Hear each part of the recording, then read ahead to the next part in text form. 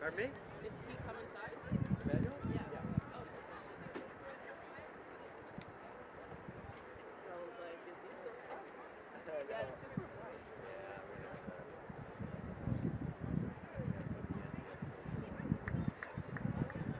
I didn't know if Spence could hear me or not. Yeah, filters.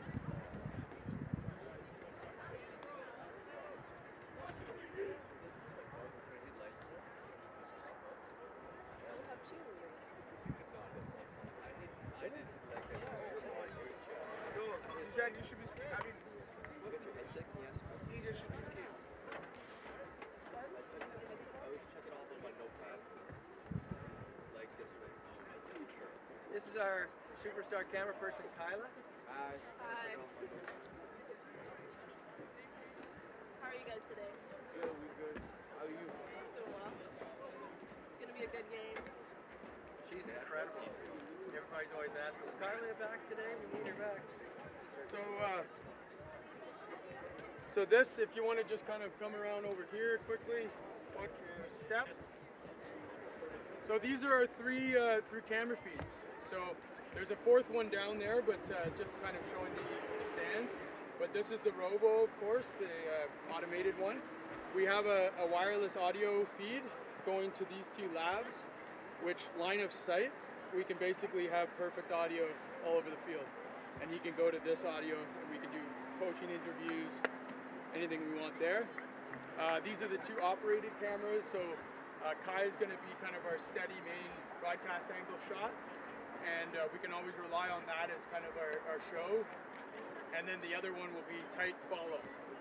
And Spence is basically directing them on over the headset up here.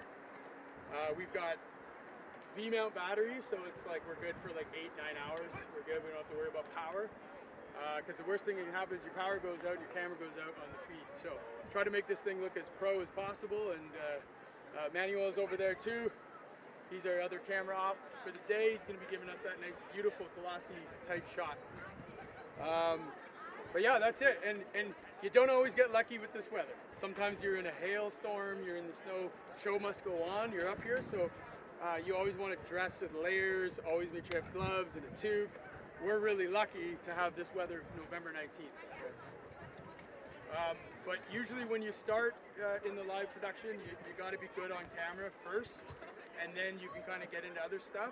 But you're usually promoted up from the camera into other things if you have an interest and you're good at it. But you got to be solid on camera and good working with the directors. So we're getting close to live, so let's head back down. And next time maybe you'll be in one of these critical roles. You'll be on camera. Watch your step.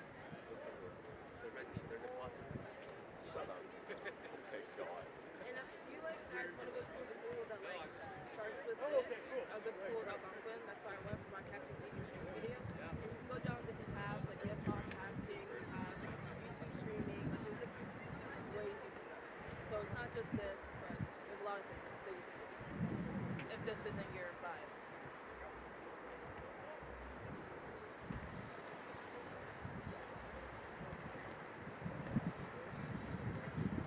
One, two, three. This is Kai. Can you hear me?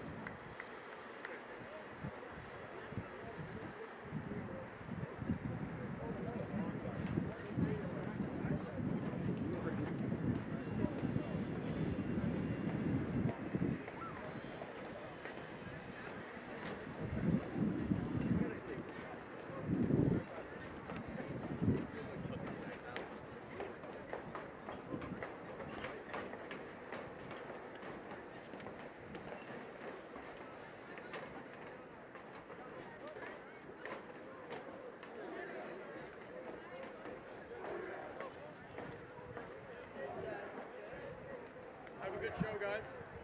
Have a good show. Thanks, Jess. It's Kai. I'm here right now.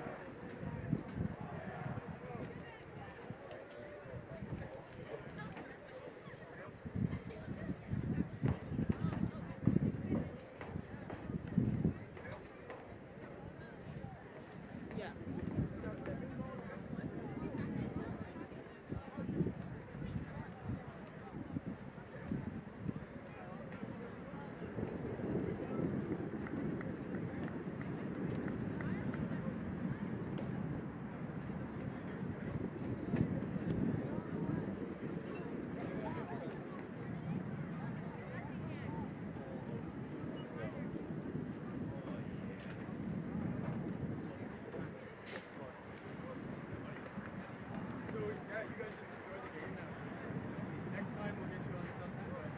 that it?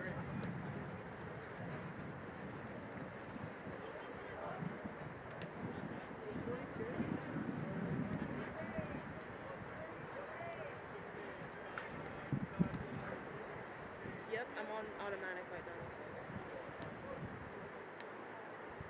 Yep. Okay. What do you want me to go to? Right now I'm on 41K.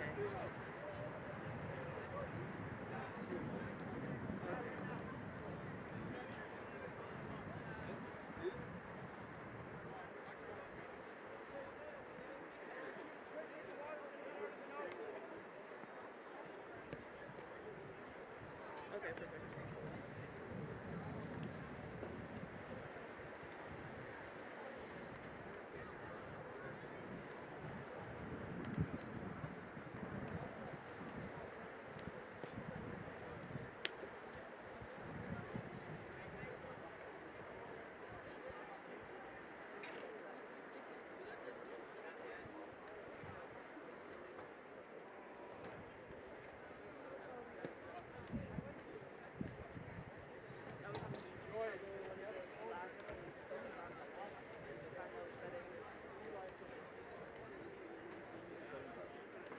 Yeah, because they're different from all the other schools.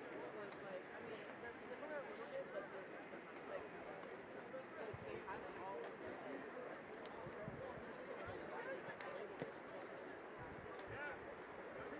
So it's like you're looking for something. So it's going to be like, oh, look, go find me, like these slogans and stuff.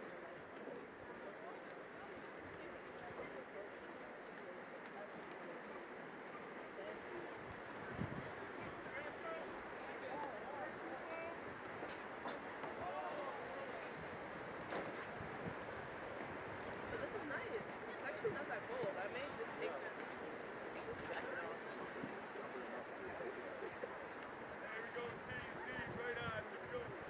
This game will be fun. It's nice to have the kids here too.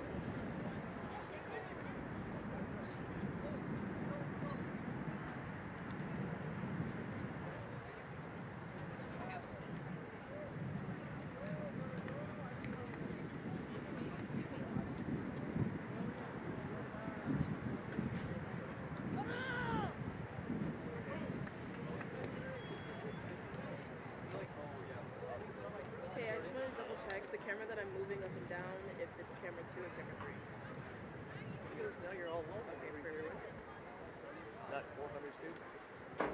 What happened? I said you're all alone up here with their 400 students. Yeah. It was nice though. It's nice. It's beautiful. Up Yeah, here, right? like I think I might just take off my I'm gonna get my bathing suit on.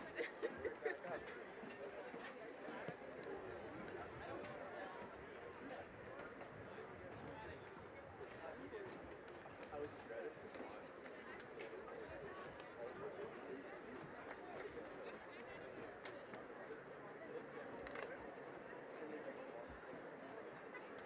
Sounds good.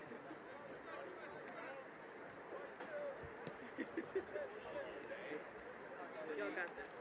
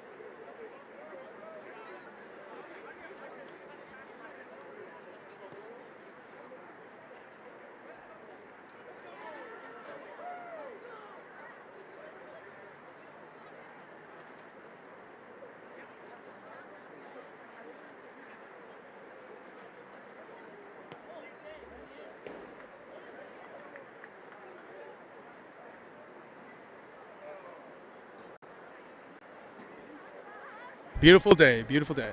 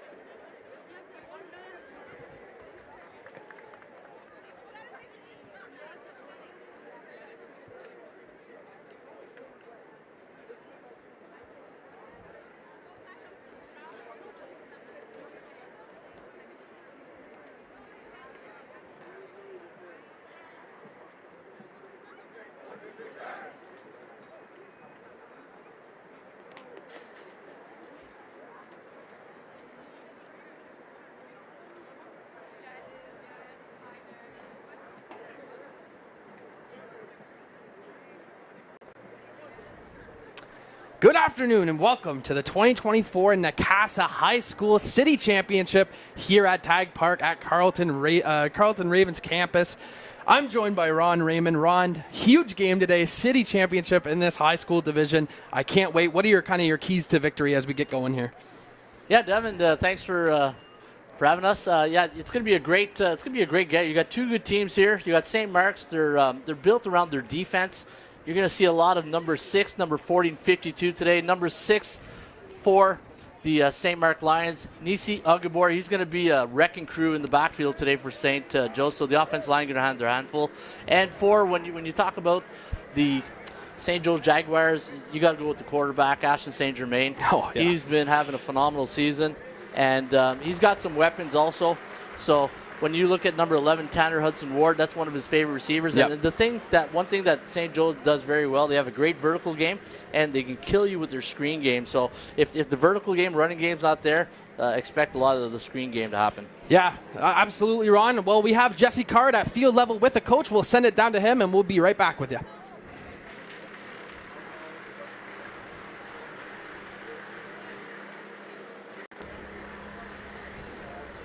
Okay, we're here with head coach Blaine Scatchard of the St. Joe's Jaguars. Many say that you're the favorite in this high school football championship. What can you say about this team this year, and what do you need to do to get the job done today? Well, we've got a solid group. Many returning from last year. The big group of grade 12s that are leading our team by example, both on and off the field. Are we the favorites? I don't know about that. We were here last year, but in the end, it's one game. So whoever gets it done today is going to move on to Windsor, and I'm hoping it's going to be the team in white today. Who are the 2 or 3 players on your team that you think will be real difference makers? Well, if I had to say quickly on offense, our quarterback's pretty special. You know, Ashton's a veteran. He's calm. He's smart. We can do a lot with him, and we've got a couple of real receivers: Felix, Carter, Tanner, who can really hurt people. On defense, Patrice is our leader on the back end with Christian Zapavinia, and then Jacob's going to have to play a big game at linebacker for us. Coach Scatchard, moments away from kickoff, back up to the booth. Devin and Ron.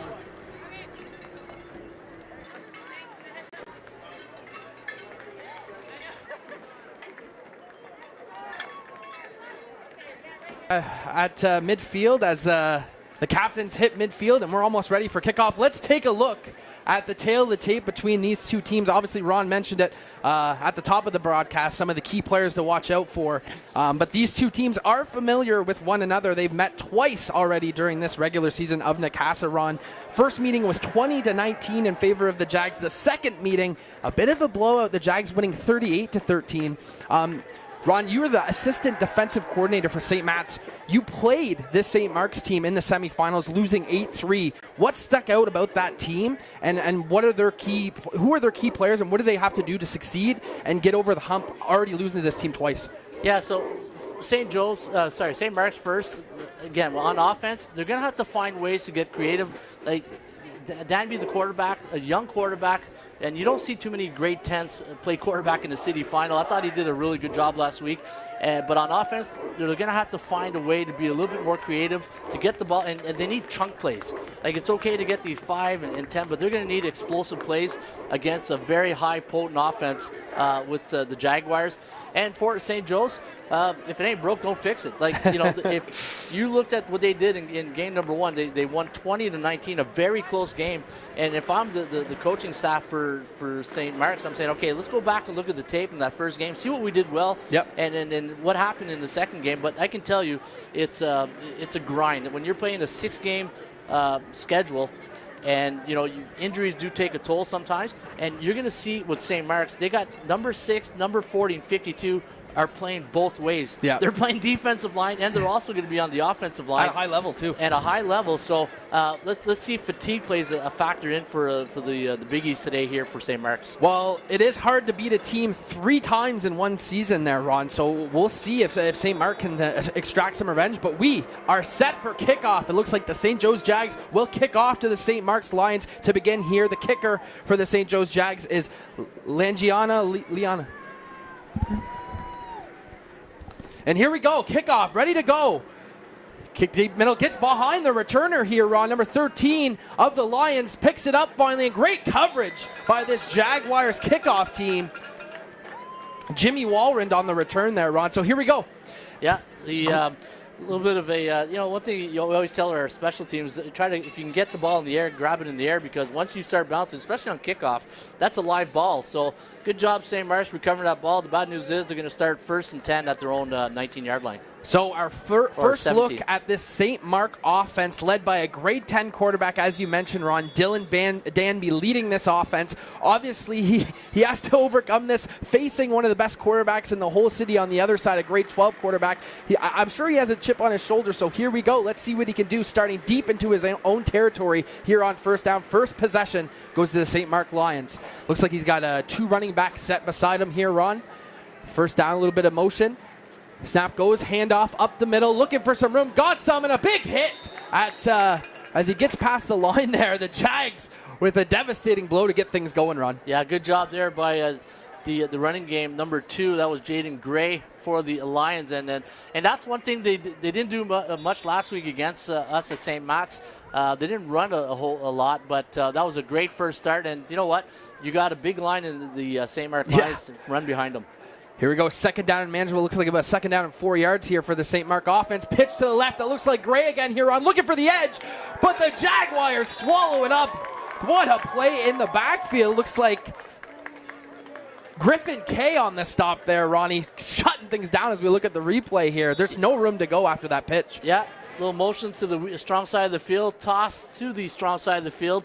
And you can see number 5 and 44 right there on the tackle, and the swarm came in. It's going to give the Lions a 3rd and about 4 situation. You got to punt. Yeah, Patrice Tanga, one of the ones in on that stop. He's a key player. Talk more about some of the key players on both sides as we get going here. But 3rd down, St. Mark brings out their punting unit, gets away cleanly to the left side here. The Jags handle it, and he's tackled by his own player here, Ron. A little bit of early jitters in this game.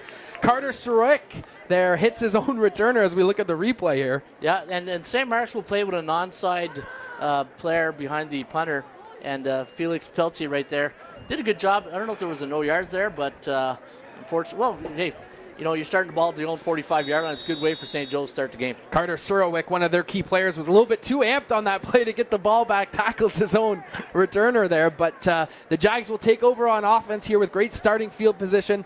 And here we go. This is a potent offense here, led by number 2, Ashton St. Germain, the signal caller for this Jags offense. First down, lots of motion here. Looking out left, quick little hitch route. Got his man.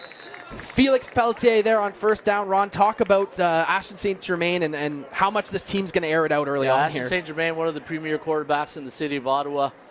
He's highly recruited from the U Sports recruits, and just a simple pitch and catch there to Pelletier for 5 yards. And you know what? For St. Joe's right now, 2nd and 5, playbook's open. Yeah, 2nd and 5. It looks like they're going to continue to spread this defense out. One of the best signal callers in this city. Why wouldn't you do it? 2nd and 5 for this Jags offense. St. Germain, empty set. Another quick route to the right side, and a great catch there by number 9, Nolan Beelan. And that'll be enough to move the chains here, Ron. Yeah, so St. Mark's, for some reason, they're playing like almost a cover 4. And so they're really respecting St. Germain's arm. So they're going to give them the short stuff.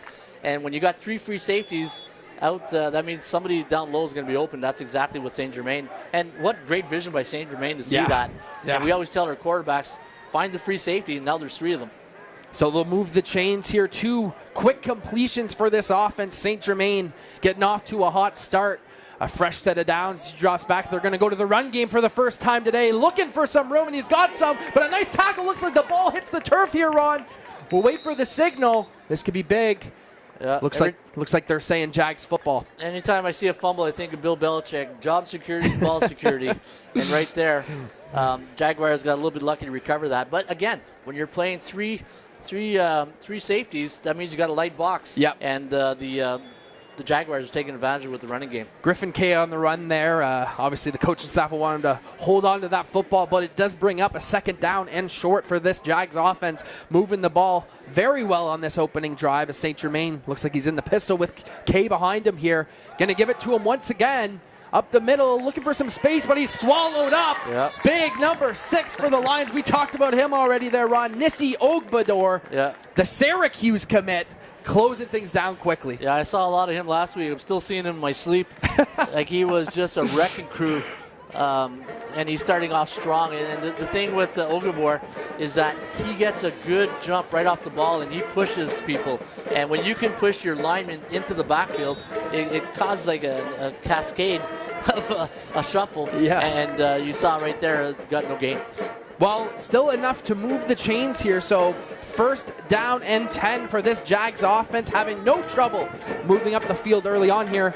Ron, this looks like it might be a wildcat play for the Jags early on. Number 1 takes the direct snap, but once again, the Lions are all over it. This time, number 10 on that defense, Alessandro Marinelli, their captain, makes a play. Yeah, so St. Joe's elected to go to an empty backfield, and Surwich came here on the quarterback keeper. Number 4, Pelletier, just missed his block right there.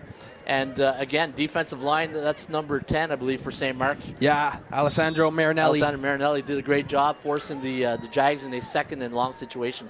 Yeah, that's their captain on defense. Definitely a player that you want to watch out for. And everyone on that defensive line is a wrecking crew in their own. Going to be tough to run the football. So let's see if St. Germain can get something going here. 2nd and long for this Jags offense. St. Germain drops back, looks over the middle, got his man, breaks a tackle.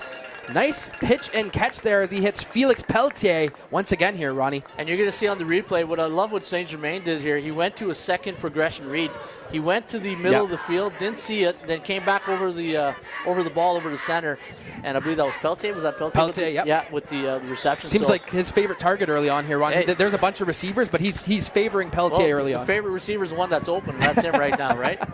Of course. Here we go, 3rd down and about 3 or 4 to go here, Ron. They're going to keep the offense on the field. Huge play for both teams as we get going here. 6 minutes to go in this first quarter.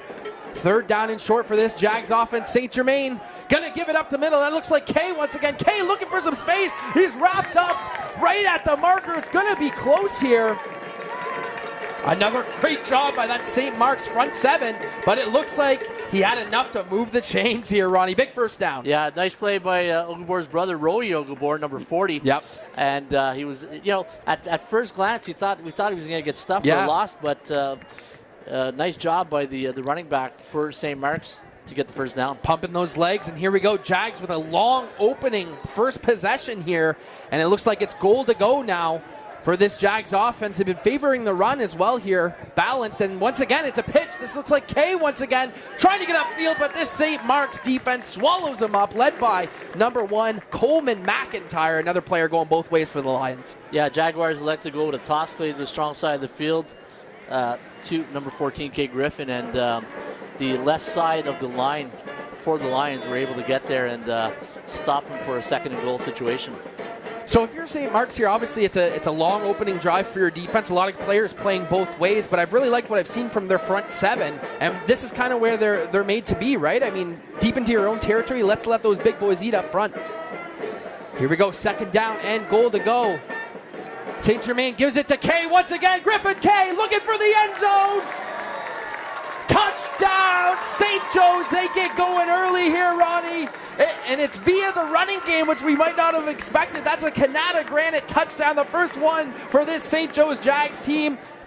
That was really the Griffin Kay drive right there, Yeah, Ron. you got to give a lot of credit to the right tackle. I believe it was number 58 for the Jaguars. He controlled Nissi Agabor right there because he created the hole. And the offensive line for the Jags did a great job to get him in the end zone. Liana Langiano is the kicker for the Jags, looking to make this a 7-point ball game here. This is a great opening drive for this Jags offense. It is up, and it is through. 7-0 is now your score. Ron, obviously we've heard a lot about St. Germain and this high-flying attack, but they were really balanced on that drive. A lot of run, obviously some passes that got them some key first downs, but they're going to be really hard to stop if they're doing both things well. Well, there's an old saying in football, take what they give you. And right now what they're doing is they're giving them the underneath stuff. So when you're playing three safeties on top, what can you do?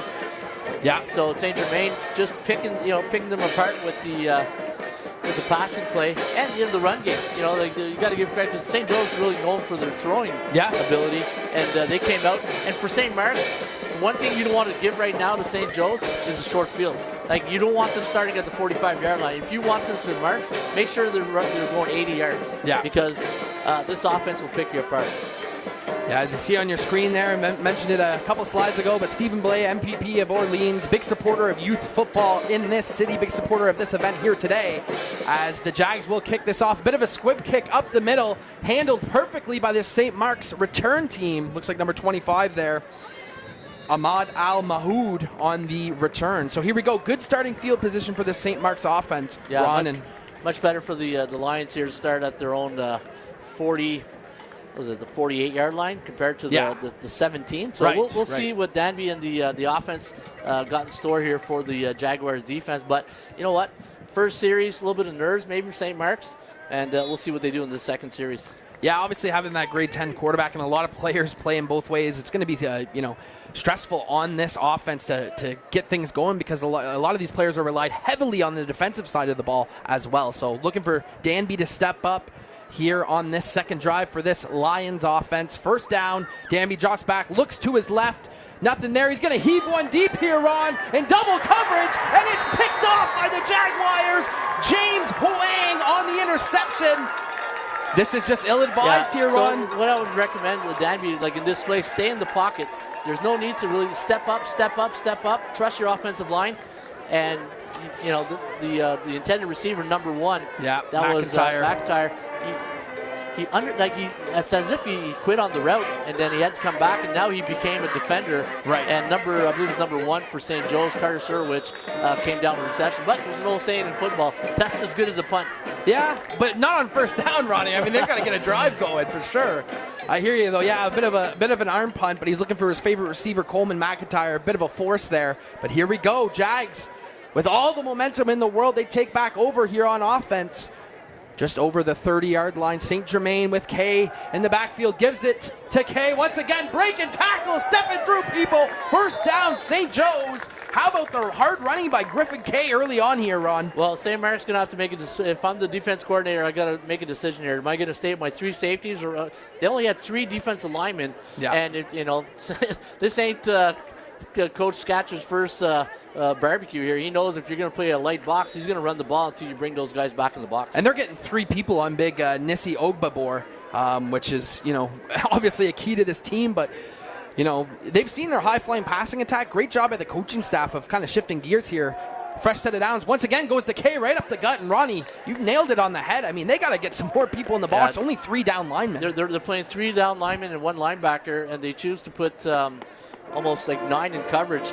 And, they're giving way too much respect to the passing game here for St. Joe's. They're going to have to really bring some guys in to the box and maybe go to a 42 type defense. Well, here they go. They bring in Nissy's brother, Big Rohi Ogbabor, and that's a front you don't want to run against. But when it's 3 people, I mean, you know, it's a little less daunting. And kudos to the St. Joe's Jags offensive line early on so far, getting a really good push. Second down and short, they've had those all first quarter long. And once again, they're going to go up the middle. Griffin K, ton of space up the middle, making a move. Another first down for this Jags offense.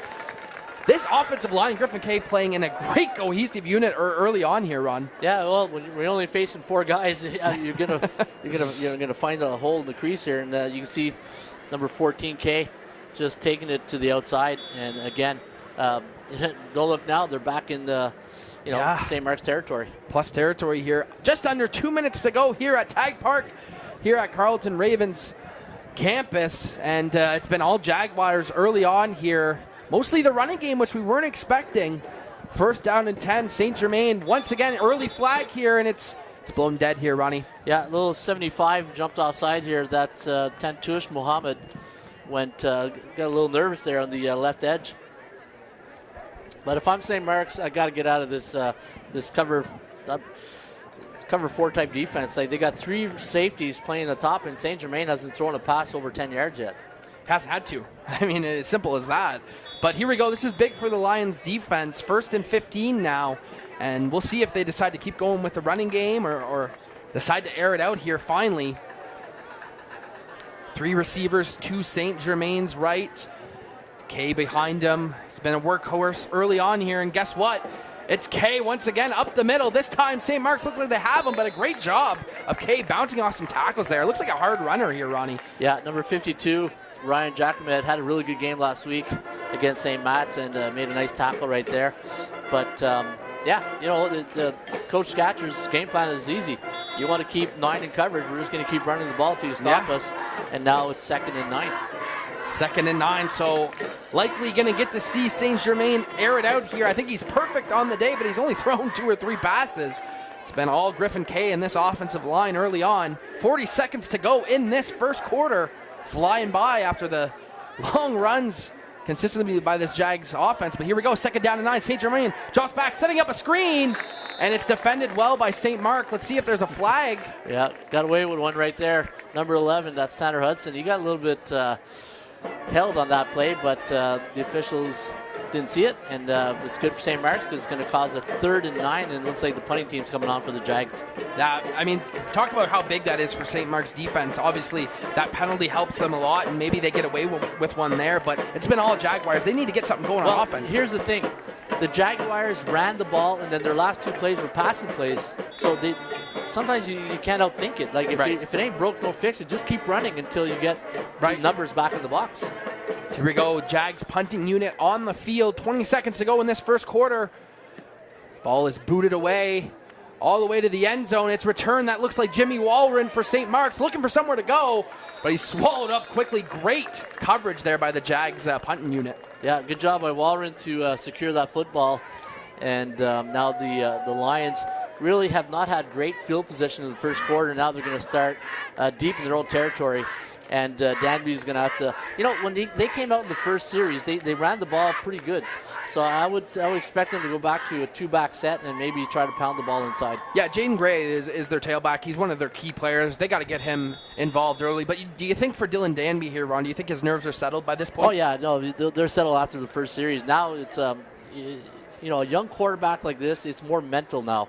Like he has the physical attributes to play at this level. Now it's about, calming down, gain composure, and be the field general out there. First down deep into their own territory. Last play of this first quarter, and Jaden Gray's going to make it a good one. Just like you said, Ron, get that running game going. Jaden Gray, big first down run for the St. Mark's offense, and that will conclude this first quarter. 7-0 Jags early on here. Ron, what has stood out to you? Yeah, right there you can see Gray taking it up the middle, looking at an inside zone, and you know what?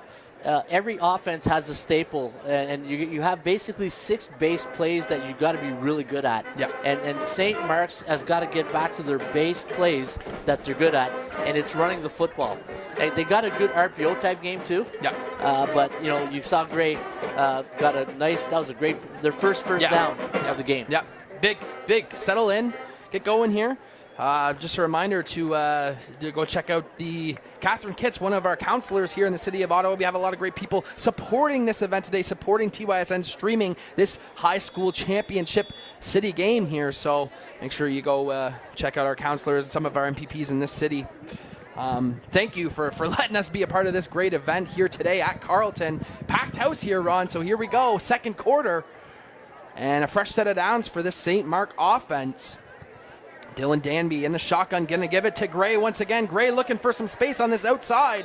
Another good 5 or 6 yard run here to get things going. That's their identity. Like when you think of St. Mark's offense, it's the run game, and they're running behind the two big guys, the Ogleborg brothers. Yeah. And you know what? Those guys they're in shape. They've been playing all fall.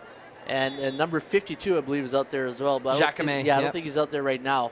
Or he is out there. Yeah, those all play every down. Yeah, those are the 3 guys that play both ways. Yep. And hey, you know what? If you get a good push, and if it ain't broke, don't fix it. Keep pounding the ball. That's right.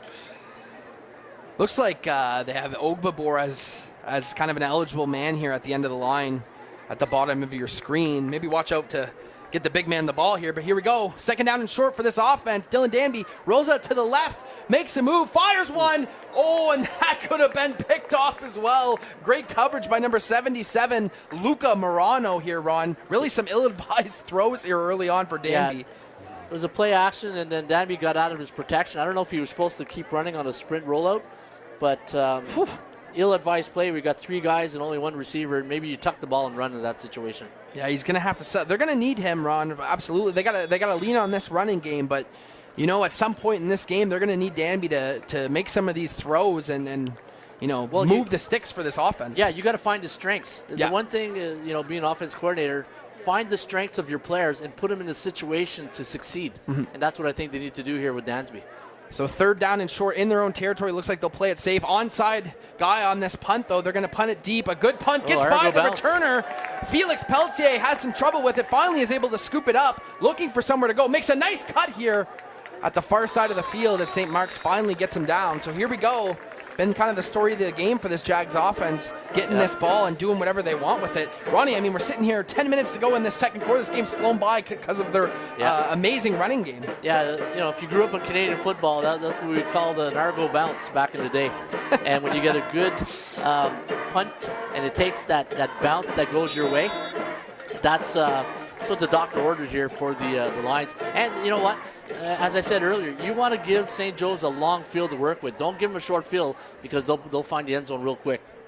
Yeah, we've seen this offense be able to push around this front 7 pretty easily early on here as they'll start with good field position once again. Looks like they're going to give it to Kay right up the middle. Ton of space here, Ron. And that's an easy first down run for the Jags once again. Yeah, the Lions went to a cover 2 this time, and they brought one more into the box, but Cade found a hole.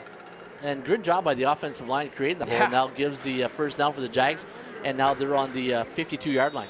Well, one of the strengths of the St. Mark's teams heading into this game, Ron, was their front 7. They have a lot of great defensive tackles, defensive linemen, and it seems like the Jags have just been able to push them around no problem early on here.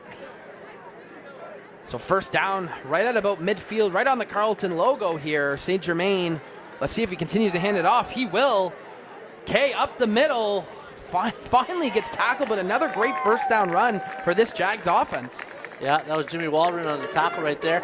St. Mark's electing to go to 32 in the box, so they got 3 down linemen, 2 linebackers, and the game plan for St. Joe's right now is just keep running the ball. They know that the Ogleborg brothers are going to play both ways, and look, they already got their hands on their waist, so these guys are tired. Yep. And you know what? As a coach, that's what you look at. And you say, keep pounding the rock. That's a great point. Second down and inches for this Jags offense now. They're going to hurry up to the line. St. Germain with the sneak. Gets stuffed at the first point, but great job on the second effort, and that'll be enough to move the chains. He's a big kid too, Ron, St. Germain. Yeah, he is a big guy. And he just, he's scoping right now to see where he's going to go. He finds the edge on the right side, and he takes the snap, and then he bounces out to the outside, gets first down. He's seen 6 getting through there, Ron. He said, you know what, I'm going to go over here. Yeah. First down and 10 now. He's a great football player. Yeah, and he hasn't really had to do much. We haven't even got to see what he's about yet because they've been able to get about 8 or 9 yards a carry so far. And once again, they're going to pitch it out to Kay. Nowhere to go outside, so he cuts it up the middle. Flag goes late, but a good job by that St. Mark defensive line, holding him to about a gain of 1. And it'll be a block in the back on this offense. That's huge for this St. Mark defense here, Ron. Yeah, the head official today, Mark Lachance, who's a real staple in the community, in the reffing community. He's done a great job all year. He saw the holding, and looks like St. Mark's going to decline that penalty. Take a look to get back here. This has really been the saving grace for the St. Mark defense so far. The penalties has really what's been able to slow down this Jags offense. I mean, other than that, they've been able to do whatever they want. Interesting call here by the St. Marks to decline the penalty. They declined? Oh, yeah, they did. So instead of making it 1st and 20, they're giving them a 2nd and 9. So let's see, maybe St. Germain gets to air it out here. Looks like he's giving some signals at the snap here as he drops back, sets up the screen. Kay, flag flies. Kay's got it. He's chased down by Nissi Ogbibor. And once again, on the Jags, looks like another block in the back penalty. So here's another decision by the Lions, because now they didn't get the first down. Right. You take 2nd and 19, or do you want 3rd and 5? Yeah, they'll decline it and make it third down. Wasn't much of a gain there. Nissi Ogbibor was able to chase that down pretty early on, but yeah. 3rd and 7. Interesting decision. I know the Jags have a great kicker in Liana Langiano, but this would be quite a kick. No, I tell you, when you got a kicker, that's a weapon. I know, yes. Because they can flip the field on you real quickly and give you long fields. So the Jags will send out their punting unit. St. Mark gets another shot at it. A little miscommunication as Kay tries to run onto the field here. See if St. Mark can get some return yards here as there's another flag on the field. On the Jags, they want to back it up here. They're comfortable with that. That's okay. Yeah. You know, sometimes you want to get it right. You don't want to, you don't want to play 11 on 12 and get a block. But you take that 5, and then you just do it over again. Get a little bit more room for this punting unit. You got to give credit to this St. Mark's Lion team. They're fighting these guys right now, and it's only 7-0. So good job so far by the Lions to stay in this. Good snap. And the punt is away, angled beautifully to the right side here, and that gets out of bounds, I believe. That'll be a rouge there, Ron. What a boot by Surowich. Man, that's a high-level punt for this for this corner level right there. Yeah. And you got the single point. So now, it's still early in the game. It's only 8-0. Now the Lions going to get the ball at the 35-yard line. And again, first series come out. Start running the ball like you were doing in the first series last play, and just keep running the ball behind your big offensive line. So 8-0 is now your score for this Jags team. And really, Ron, if you're St. Mark, I mean, I feel like you're pretty happy about where the score is at, considering I feel like the Jags have really dominated on both sides of the ball so far. To me, right now, it's field possession. Like you don't want to give St. Germain this offense a short field. Right. And this is a heavyweight fight. We're in round 3 right now, and you just want to keep it going. Well, here's Dammy. They're going to hand it off to Jaden Gray, looking for the outside, but he's stopped immediately. Big number 5 for the Jags. Patrice Tanga is able to close that off there at the end of the line. Yeah, for some reason, Gray wanted to bounce that one outside. The offensive line did a pretty good job. And the one thing with running backs, they have to be patient. You got to allow those holes to develop, because if you press the line too early, you're just going to run into a wall of your offensive lineman back. Right. And, you just got to be patient. We always say with a running back, slow to, fast through. I like that. So 2nd down, it looks like about 11 to go for this Lions offense as he gets it out, and it's just a little overthrown for his receiver, looking for Coleman McIntyre once again. Danby's got to settle down and settle his feet. Like, if we can get the replay on that last play, he threw off his back foot right there. So the one thing, young quarterbacks, you got time. Your offensive line is giving you a lot of time. Set your feet and deliver a strike. Well, and this has been the story of it. You mentioned it, Ron, like a bunch of players going both ways, and 3 of the last possessions, the St. Mark offense has gone 2 and out. I mean, they're just punting it so soon. And I think Danby's just got to relax a bit and trust his offensive line. Like, trust your eyes. Yeah. And then the offensive line is doing a great job. Stay in the pocket and find your receivers. So they'll punt it away here from their own territory. Directed right at this returner, and he's going to get it. It looks like Pelletier is the returner. And a big hit there by the St. Mark punting unit. Great job of getting down the field. Yeah, St. Mark's got great special teams, and they're a physical team, and you just saw that right there. And again, this is it's like a heavyweight fight, and you're going toe-to-toe with defending champions. Yep. You're in there.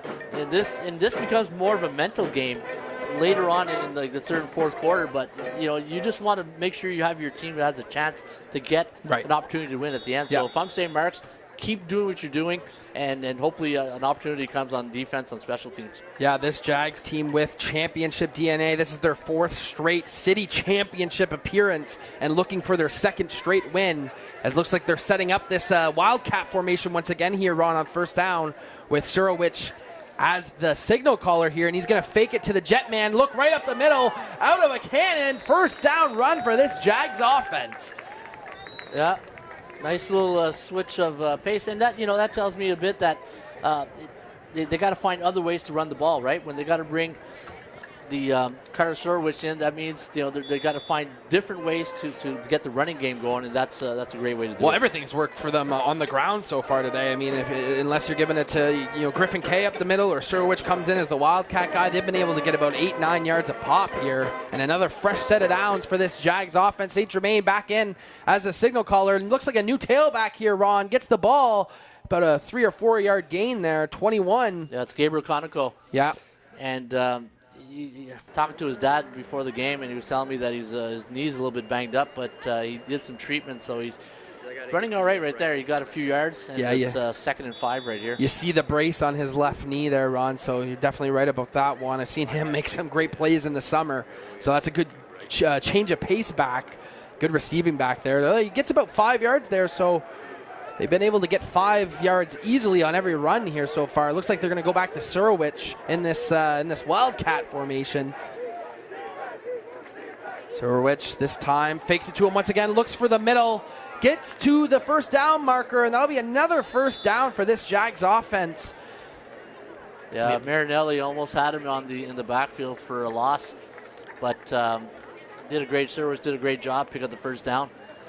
And you look up if you're St. Mark, obviously some hands on some hips and players playing both ways, and you look up and there's under 4 minutes to go in this first half. You're like, where did the first half go? It's because they've been running it at 8-9 yards a clip. Well, that's just it, right? When you're running the ball, the clock keeps going.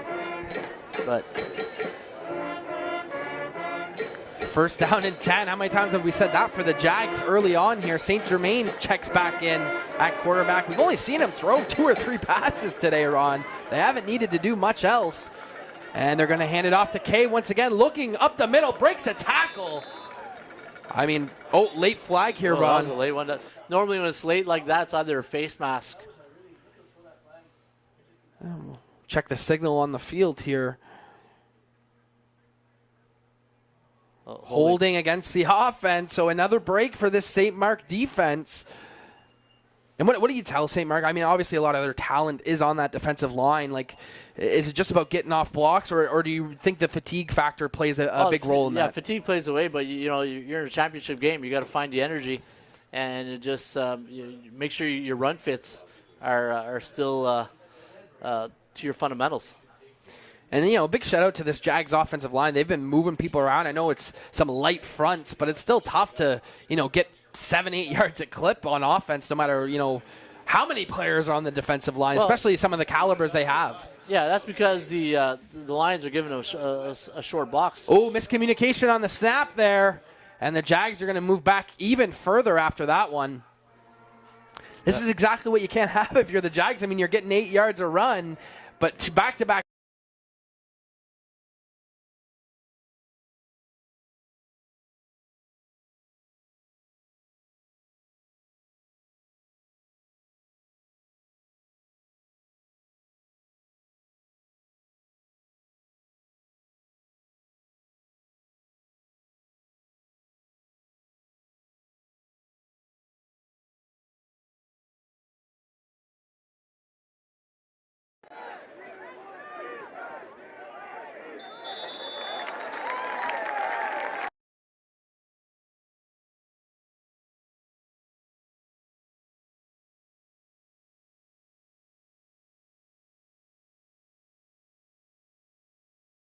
to get a read on the defense, see what kind of covers they're in. But yeah, we have to tell our offensive line, hold your water. You got to hold your water. They're ready to go. I mean, they're moving people around, so they want to. It's most likely a pass play, so I don't know why they're being so aggressive. It's because they haven't run many pass plays early on. They want to keep running. That's one thing with offensive line. Once they keep running, they want to keep hitting people. First and really forever now for this Jags offense, right at the Ravens logo here. They've been backed all the way up, and St. Germain's going to heave one deep, and a perfect strike to the outside as he hits Felix Pelletier. Yeah, that's what we've been waiting to see. Yeah, one of my favorite passing concept, the flood concept, and what you do in that play is you get your X receiver running a go, and then you have your number 2 running about a 14-yard out, and then your number 3 just running a slant, and a nice flood concept there by the Jags. And a perfect strike by St. Germain. I mean, it might be tough for him to get going here. He's only thrown about 3 or 4 passes, right? They've been run heavy, but they call his number, and he delivers a strike. In about, 15 yards there, Ron? Yeah, they got a big chunk back, so now they're only 2nd and 17 about. Only 2nd and 17. Here we go, St. Germain. See if he keeps airing it out, drops back. Looks to his right, and it's nice job there by that little number 20 hard flat there by St. Mark. Ben Schroeder with a beautiful tackle right there. And he kept it in front of him. Like you'll see here, St. Germain, he looks to the boundary, and he's reading the cushions. And he saw the half pull up, and then he just went straight right down the and there's number 20, Schroeder, getting a nice tackle. So once again, the St. Mark defense somehow gets off the field, and with 2.5 minutes to go in this first half, they're still only trailing by 1 possession. They've been right in this football game. Penalties have played a big part in the Jags offense here, but let's see if the St. Mark offense can do something. Their defense needs a break, Ron, so they need to sustain a drive. Oh, absolutely. But unfortunately for 6:40-52, they don't get a break. Yeah, Surwich, another booming punt, this time right at the returner. Looks like Walren will get this one and give a decent return for this offense. So Ron, what does this offense need to do to sustain a drive and, quite frankly, give their defense a bit of a breather here? Well, at one point you're gonna have to challenge them vertically. Like you're gonna have to throw the ball downfield. But Danby's he's got to trust his offensive line. They got max protection, so that means they'll probably have 3 receivers in the going out for passing route. So he's just got to settle down, set his feet, and make his read, and stick to the run game. Like, this is what you're known for, right, if you're St. Mark's? Yeah, well, we'll have to see. Dylan Danby obviously struggling in this first half, but, 1 or 2 completions can really settle you in, and he's really been trying to force this ball to Coleman McIntyre. So here we go, first down, and they're going to fake it to McIntyre and give it to Gray up the middle with a minimal gain. What I like what St. Mark's did there is they went double tight end with a jet sweep, and what it does, it condenses the box, and now it creates one-on-ones for your receivers. So when you got one-on-ones on the outside, now St. Joe's got to be, instead of a zone coverage, now they're man up with their receivers. So I think that's a good strategy for St. Mark's. Go to double tight end, max protection, and use the one-on-ones with your receivers on the outside. Yeah. Well, they take your shot. They feel good about those matchups. Danby's been a little bit off the mark, forcing things, but a good 5-yard gain on first down. And here we go, second down and manageable. Danby fakes it, takes it up the middle. I don't know if that was a design play there, Ron. Looks like a miscommunication. Oh, I think it was a design play. I think it was a fake and then a quarterback follow. And you can see that he picked up close to about 8-9 yards. So they'll be 3rd and short here. Yeah, this is a big decision here, Ron. What would you do? I mean, your offense hasn't done much. Punt. I think you got to punt the ball here. I think so too. Yeah, you haven't really been productive on offense all year. Like, if you miss this, you're just basically giving St. Joe's an opportunity to on a short field. So I think St. Mark might call a timeout here. And there's a $1:21 left to go. So maybe they let the time count go. Yeah, he'll take a delay game and then he'll probably just punt.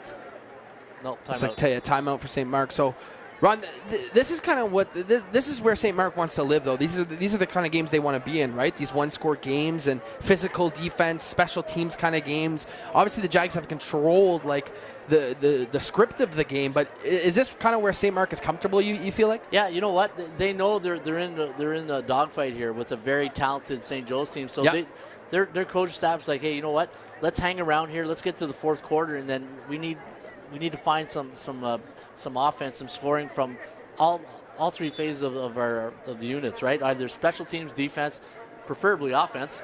But if you're St. Mark's, you want to stay in this fight as much as you can. So 3rd down and short. They will bring on their punting unit. St. Mark will. So here we go. Looking for something decent. Try not to give this Jags offense too good of starting field position. You got an onside guy. Line drive right at the returner, though, and he's going to have some space. That's Surowich giving a good return. They're going to start in Lions territory. Just a reminder, you are watching this game live on TYSN's YouTube channel. Make sure you hit that subscribe button. Diving into the high school realm here. Shout out to Stephen Blais, MPP of Orleans, for helping making this happen and having us here at Carleton University. Beautiful day for football too, Ron, and obviously a huge game on tap here. Yeah, no, great day, great fans. We've got a band out here. Hey, it feels like we're we in the can States. hear them pretty good too. Hey, it feels like we're in the States here. So Jags will take over, looking for some points at the end of this half. Just over a minute to go, as you see on your screen here. In this first half, Jags going to start almost at the 40-yard line, looking for some more points. St. Germain looks like he gives it to Canico here. Up the middle, not much room to go. He seems like he is really dealing with an injury there, Ron, not moving as quick as I've seen in the summer. Yeah, and he's running against a very good, talented defensive line. And yeah, just the offensive line got to find a way to get a push on the Ogrebor Twins. And 52 too. I think he's having a great year. Jackman's having a great year. But you know what? St. Joe's, when you think of their identity, it's defense. And the defense is really they've played amazing. Yeah. 2nd down and 8 for this Jags offense. Let's see if St. Germain will air this out here as he drops back, looks to his right, doesn't like it, so he scrambles to the right, looking for something over the middle, and it's picked off by Ogrebor. He can't see the big Nissi Ogrebor, and how about that spark for the St. Mark Lions? Hey, just on cue, what we talked about, right? Ogrebor just hanging around, and he's looking for maybe like a run, but he was able to spy the quarterback right there, St. Germain, and come down with the ball. Now, hey, 25 seconds, that's the bad news. Yeah. Only 25 seconds left, but good job by the Lions defense. If you're a quarterback, you drop back. Number 6 is a hard guy to miss, but it seems like he missed him on that one. The Syracuse football commit, Nissi Ogrebor, gets an interception, playing defensive line for the St. Mark Lions. You hear their band going crazy here at Tag Park. As Ron mentioned, 25 seconds to go. St. Mark takes over on offense. Danby drops back, looks to the right. He's going to heave one deep here. Looks like he's got a man, but it's overthrown once again, looking for Daniello Ostapik. I think when Danby watches the film, he's going to want that one back because I believe number 9 was wide open on the there was not a St. Joe's DB around him. But, hey, with only 20 seconds, he took a shot. But, yeah, you got to be surgical with 25 seconds left. And I think they got a field goal kicker, so they can try to get themselves in range to get 3 points here. It's going to be key for them. Looks like their kicker is Tristan Addison Rodriguez, as I see on my sheet here. But they got a long ways to go to get into field goal range. 20 seconds to go here. Looks like a handoff to Nissi Ogrebor.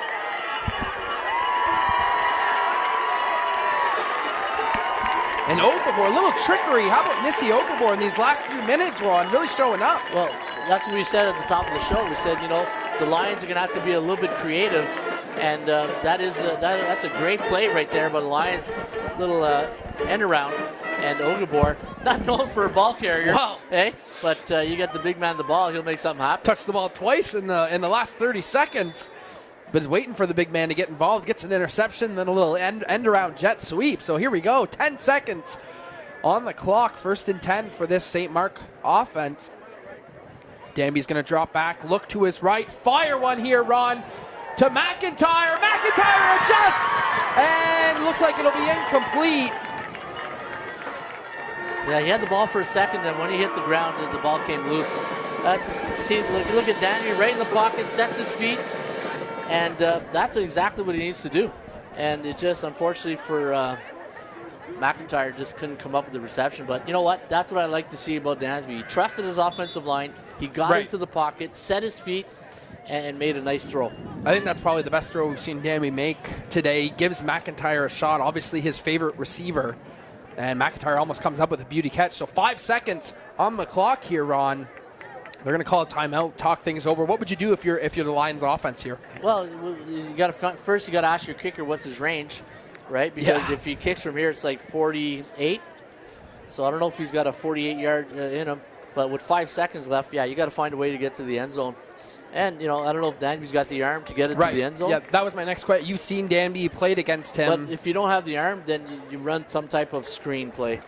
Because depending what St. Joe's does, if they go deep and they give you the short stuff underneath, then you run some type of screen, and then hopefully you can run it in. But if you got the arm to get to the end zone, yeah, then throw it. So an interesting spot. 8-0 is your score for the Jags, and 5 seconds to go on the clock here. I wonder if a quick kick could be an option. Maybe not. Yeah, Danby drops back, flag flies. Play will be blown dead here. Looks like might be offside St. Joe's. Oh, so You know what? That could change the play. yeah, it could. And, you know, not even a second goes off the clock here, so does that change what you're doing here? Well, maybe yeah, maybe now his you're arm. 5 yards. Now, Yeah. but again, I'd like to know my ranges of the kicker, right? If our kicker's a 40-yard or 45, then we're getting close to that range. But now, you know, 40-yard throw, I think Dansby got the arm to get it down there. Now you probably, you know, throw it to the end zone. Oh, we might see some fireworks to end this half, Ron.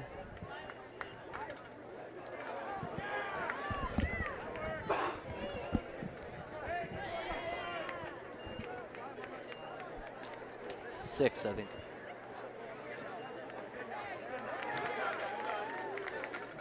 Score clock is taken care of up here.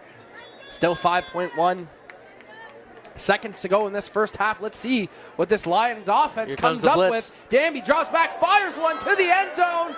Got his man, and it's incomplete through the hands of Ostapic. Almost has him.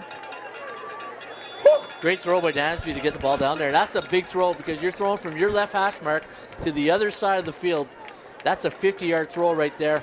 And Ostapic almost came down with that. And you know what? What it does, Devin, it gives St. Mark's a bit of confidence right there. So going into the half, you know what, guys? We can hang with this team. And if you remember the first game, it was 2019. So we can hang with these guys. Let's make it happen. Absolutely, yeah. So we'll send down to field level momentarily. Jesse Card has an interview with, it looks like, Coleman McIntyre. Jesse?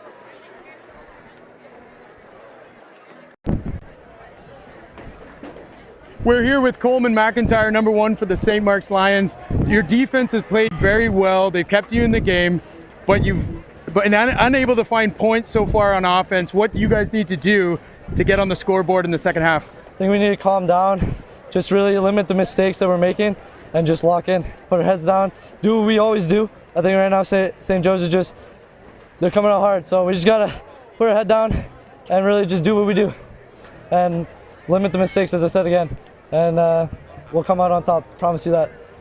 Good luck in the second half, Coleman. All right, thank you. Take care. Back to the booth.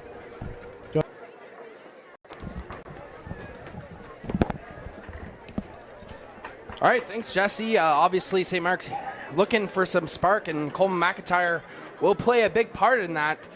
Ron, what were your keys to the first half, and what do you think the second half brings momentarily here before we throw it to a break?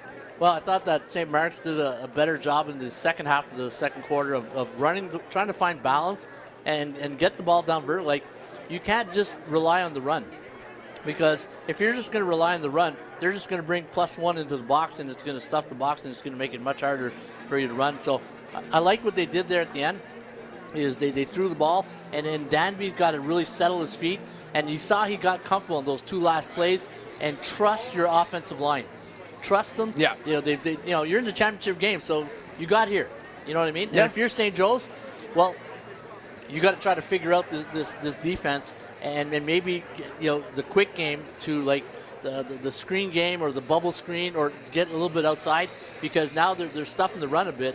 But go back to like the short, quick game, intermediate throws, right? Things over the center. And the one thing with St. Germain he's really good at is the RPO. So you run some form of RPO where you do like a fake inside zone, and you have the receivers run a slant behind the linebackers to draw them in. But I think they need to get to their intermediate game, because St. Mark's is playing cover 4. They're taking everything away deep, right? They learned from the second game when it was 38-13. Yeah. That we can't give Saint Germain that much time, right? Yeah, so they adjusted, yep. So what the game plan is for St. Mark's is, okay, we're going to go with a light box, we're going to put 9 in coverage, and we're going to force the running game to beat us. Yep. And I think St. Joe's, the quick game, the intermediate game, anything within 10 yards is where you got to find some success and run the ball. Keep running the ball. I don't know if they got a counter or a power in their arsenal, but they're going to have to find a different way to run the ball. And we saw what they tried to do. They tried to do with the Wildcat, the jet sweep. And it worked. Yeah. And you know what? It's 8-0. It's still anybody's game. But for St. Mark's to hang around here against the defending champions bodes well for the second half. Absolutely. Well, just a reminder, folks, you're watching us live on TYSN. I'm Devin Gilmore with Neil Jones, joined by the coach, Ron Raymond. We're going to take a short break here for halftime, 7 minutes before we get back into action. The Jags lead 8-0, so please join us back for the second half and right after this break, and enjoy the break.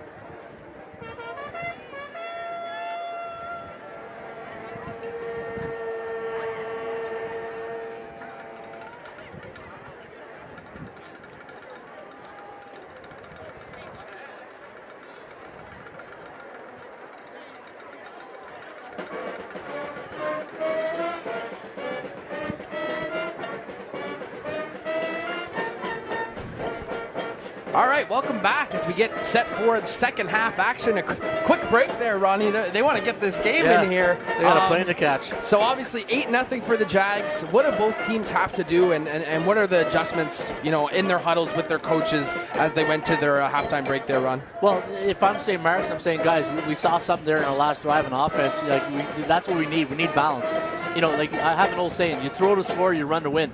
Right, and you got to really be able to run the ball, but you got to throw to score and make some points. I'm saying, Joe's, I'm a little bit worried because we're leaving these guys hang around here. It's 8-0, and anything can happen in a championship game. So St. Mark will kick off to open this second half to the Jaguars with some room is the returner. A nice return for the Jags, number 81 on the return there, Ivan Rigetti. And then on the other side, Ron, if you're the Jags, obviously you have the 8-0 lead. Some penalties really cost you early in that first half, but overall pretty successful first half controlling the ball. Yeah, there's they say in hockey, 2-0 leads the worst lead in hockey, lead, right? Yeah, that's true. Right now, you need more scores. 8-0 is nice, but you don't want to just sit on 8-0. You want to get production. You need some points here. And if I'm the offense coordinator for St. Joe's, stick to the run game, but get to your intermediate throws, those 10-yard throws, like the flood concept they threw. That's beautiful, yeah.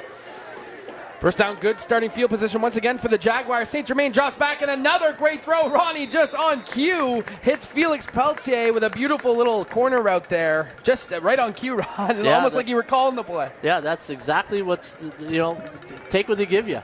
And you can see the St. Mark Lions are backing up, and back them up as much as you can. There's number 4 for St. Mark. That's Pelletier. He's having a pretty good game, but keep that rhythm going. A throw here, a run there, 2 throws, 1 run. Keep them off balance. Fresh set of downs for this Jags offense. St. Germain drops back.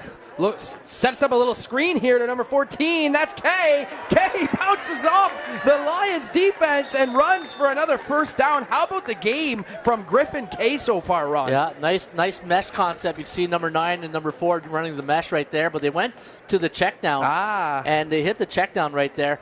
And again, that's what you want to do. You want to get in that intermediate running game, passing game, and just these 10-yard, safe plays. I think St. Joe's got too comfortable protecting the lead in the second quarter. Yeah. You got to put the foot on the gas pedal and keep going.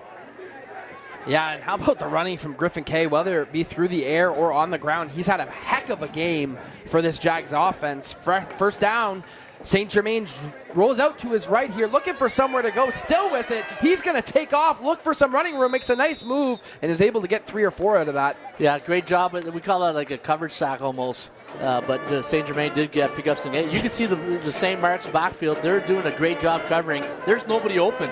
And number 40 for St. That's Roy Ogabor. That's not his strong suit of being out there in open field chasing down fast quarterbacks, but he did a great job getting them out of bounds. Well, we've seen his brother. That might be his strong suit already with an interception and about a 15-yard gain on offense. So here we go. Second down, about 6 to go for this Jags offense. St. Germain drops back. He's going to give it to Kay this time. It's been working all game long. Griffin Kay fighting for yards, just short of that first down marker. So be third down short. Great run by Kay right there. And I like the play call by the Jaguars right there. They went to a couple of passing games. St. Germain ran for one. Now, a quick little hit up the middle. Leaves a 3rd and long 1 right here for the Jaguars. Yeah, they're going to keep this offense on the field. We've already seen St. Germain sneak it one time, Ron. Is that what you like here? Yeah, you know what? He's a big body quarterback, but, they got the big boys up the middle. So I think Germain's going to run up there and take the quarterback sneak, or it's an inside. Yeah, here we go. St. Germain up the field, gets it, and he'll have plenty for a first down there. Finds the hole and is able to get about 3 yards out of that sneak. Yeah, just a little run up and then take it up the A gap to the weak side. Yeah. And go the opposite of where number 40 is. Plenty of room. Yeah, you can see 40 standing up. You need to, the one thing in the trenches like that, you got the low man wins, right? Yep. And you got to get down and really push those shoulder pads. Another fresh set of downs for this Jaguars offense, really dictating the pace of this game so far, and it's continued early in this second half. St. Germain in the shotgun once again. This time he's going to throw it, drops back over the middle, got a man, and little overthrown as he's looking for Nolan Beal in there, Ron. Yeah, I think number 10, Marinelli, got away with a little bit of interference on that play. Yeah. But I'm saying, you know what? Good. These officials, whenever you don't talk about the officials, that means they're doing a great job. and you don't want them being part of the, you don't want to be. We're talking about 2 football teams, right? And I think the officials today are doing a great job. There's amazing job. Yeah. There's Marc Lachance, head referee, one of the best. Him and his crew doing a fantastic job here today. Shout out to the officials. Always a tough job, but thankless job, but we're thanking them right now. 2nd down and 10 for this Jaguars offense. St. Germain drops back, looking over the middle, setting up a screen. He's got Kay. He breaks away from number 10 of the Lions, and he's got some room here, Ron. 1st down yardage and more. Kay still pumping his feet behind the offensive line. Griffin Kay have a day. Look at how many players he makes miss here, Ron. Yeah, number 10, I believe that was Marinelli. Just missed him in the backfield for TFL. But, we talked about at the beginning of our keys to victory. They got a killer screen game. And they haven't been able to get to the receiver screen today, but we saw Kay with the tailback screen, and now they're in the, as Mike Sutherland would say, the red zone. Yeah. Griffin Kay having an amazing day on the ground and through the air. Big number 14. Watch out for him as they get to the red zone here. Looks like Wildcat time. Carter Surowich takes back over at quarterback. He's got room up the middle. Carter Surowich punches it in for the Jaguars. They take a 2-possession lead. Yeah, great drive here by the Jaguars. And, old Wildcat. And you can see St. Mark's don't have really a linebacker. And they did the fake jet sweep. And a little bit of hold right there, but good job by Surowitz getting the end zone, give the Jags a 14-0 lead with 1 point pending. That's a Canada Granite touchdown for the Jaguars, 14-0 up on your scoreboard right now. Looking for their extra point. Once again, their field goal kicker is Liana Langiano. Going to put this score to a even bigger lead for this Jags offense, and they do get it through. Man, what an opening start for this Jags offense, Ron. I mean, they sputtered a bit in that first half. Obviously, they controlled the tempo of the game, but to come out and get a statement drive like that, it's got to bode well for the whole team. Yeah, I thought they played to protect the lead in the first half. Yeah. They just played like they were comfortable with an 8-0 lead, but, I don't remember everybody giving trophies at halftime. So you got to keep that foot in the pedal, and they did a great job of really getting to their intermediate passing game, right? Like the flood concept, the couple of meshes, good runs. They went to Wildcat. There was a great series of plays on that drive, and great job by the St. Joe's coaching staff to put the right blueprint on that drive. And it's tough to defend, right, Ron? I mean, Carter Surowich comes in, plays Wildcat quarterback. Obviously, they know what Ashton St. Germain can do. And now you're looking at Griffin Kay as a 3-down really bell cow for this offense. It's really tough to defend all 3 elements of that team. Oh, yeah, no. And you know what? St. Mark's, they got a lot of guys going both ways. And this is where, the lack of numbers will probably hurt you in the fourth quarter, right? Yeah. But for St. Mark's, the game's not over. It's 15-0. There's 7:39 left in the third. You just got to find a way to get productive on offense and find a way to get points. The Jags will kick it off here. Langiano with a bit of a squib kick. This goes to Ogbabor. Watch out for him with the ball in his hands. Break and tackles right in front of us here. And they're going to start on their own side of the 50. So, Ron, I'm going to pose this question to you once again here. For this St. Mark offense, obviously Danby seemed to get a little bit more comfortable at the end of that second quarter. But what does he have to do now that you're down 15-0? You're really asking him, we need to get down the field here, and he's got to complete some big passes. No, we need to move the chains. This is a very important drive for St. Mark's. They can't afford to go 3 and out. No. Because they got to give that defense a little bit of a break, but they got to find a way to move the chains, get some first down, get some chunk plays, and just find a way to get in the end zone. Well, they'll have good starting field position here. Danby drops back, looks to his right, nothing there, reverses fields to the left, holding the ball, and the Jags finally get to him as he heaves it out of bounds here. Big number 55 chasing him down there. That was Ryan Okore. Yeah, I think this was supposed to be intended a tailback screen, but it got blown up by the Jags, and now Danby just running for his life right there. Yeah. Man, almost put it on the in the street. Yeah. Credit to this Jags defense, though. Obviously, St. Mark's has struggled a bit offensively, but, how much is that dictated by this Jags defense? Because they played really well at all three levels. Yeah, the defensive line has done well. Like you look at the trenches, they both got some big players. You got to give credit to the secondary. They're really not giving a lot of the receivers room out there.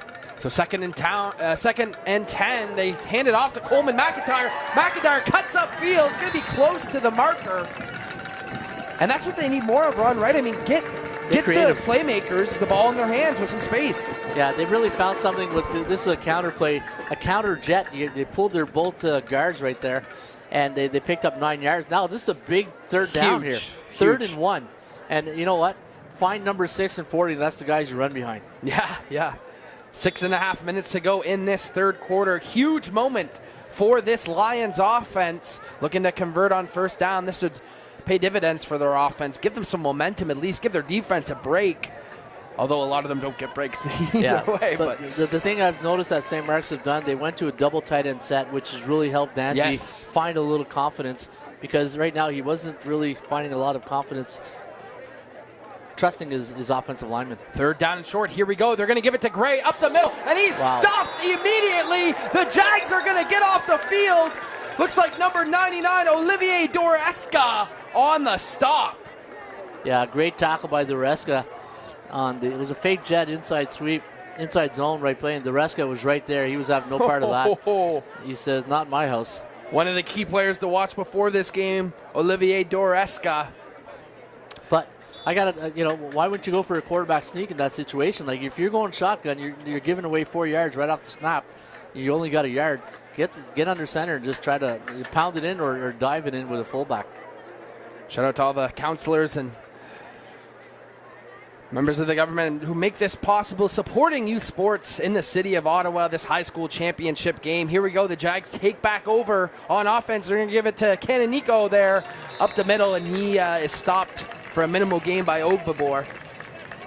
Yeah, Ogbabor with a nice wrap-up right there, limiting the Jaguars' offense to just a 1 yard gain.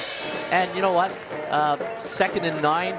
Now the Jaguars are going to probably open up the playbook a bit here and see if they go back to that flood or mesh concept that they've been running successfully the last couple of plays.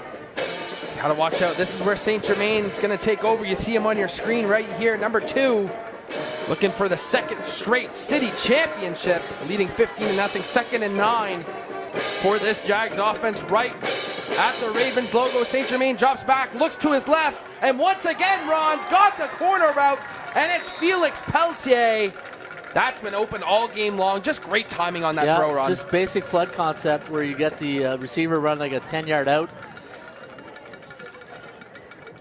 And right there, you see you have 3 levels right there, right? And they went to number 4, Pelletier, on the 10-yard out, and that's been working for them all day. Yeah, but pregame we were talking about Carter Surowich and Tanner Hudson-Ward as the kind of the go-to receivers for this offense. I mean, so far today it's been Felix Pelletier all day. I mean, he's seen about 70 or 80% of the targets. But here we go, Wildcat time, Ron. St. Germain at the bottom of your screen. Surowich takes over as a signal caller. He's going to jet out to the right here. Follows his blockers up the middle, and a nice first down game once again. They've had a lot of success with Surowich and that Wildcat quarterback. Looks like I'm watching Navy Army right now. They running the option with the quarterback, so now it's just a quarterback follow. They pulled 58 on the offensive line, and they got some good production yards right there, and it gives them a 2nd and 2. Looking at the field here, St. Joe's kind of looks like Navy, right? Yeah, they do. Actually, they do. Yeah, they got the gold helmet. Yeah. I was a former Navy. I was in the military Navy. That was the uniform I wore. 2nd down and short for the Jags. Hand off to Canonico, looking for some space. He's met, but he keeps the feet going. The Lions finally get him down. Looks like he'll have enough for a first down, though. Yeah, Gabe Conico with the one. I think he got enough for the first down, so Gabe did a good job getting first down for the Jags. And here's where, if you're St. Mark, the clock is not your friend. The Jags are getting into your own territory. This is really where you need the defense to step up. Some of these players, these grade 12s, playing in their last game for St. Mark. I mean, there's a lot of pride on the line here, and this is where you're going to count on them to get a stop. Well, the survival of the fittest right now, right? Now this is all about being in shape. That's why you run all those sprints in practice.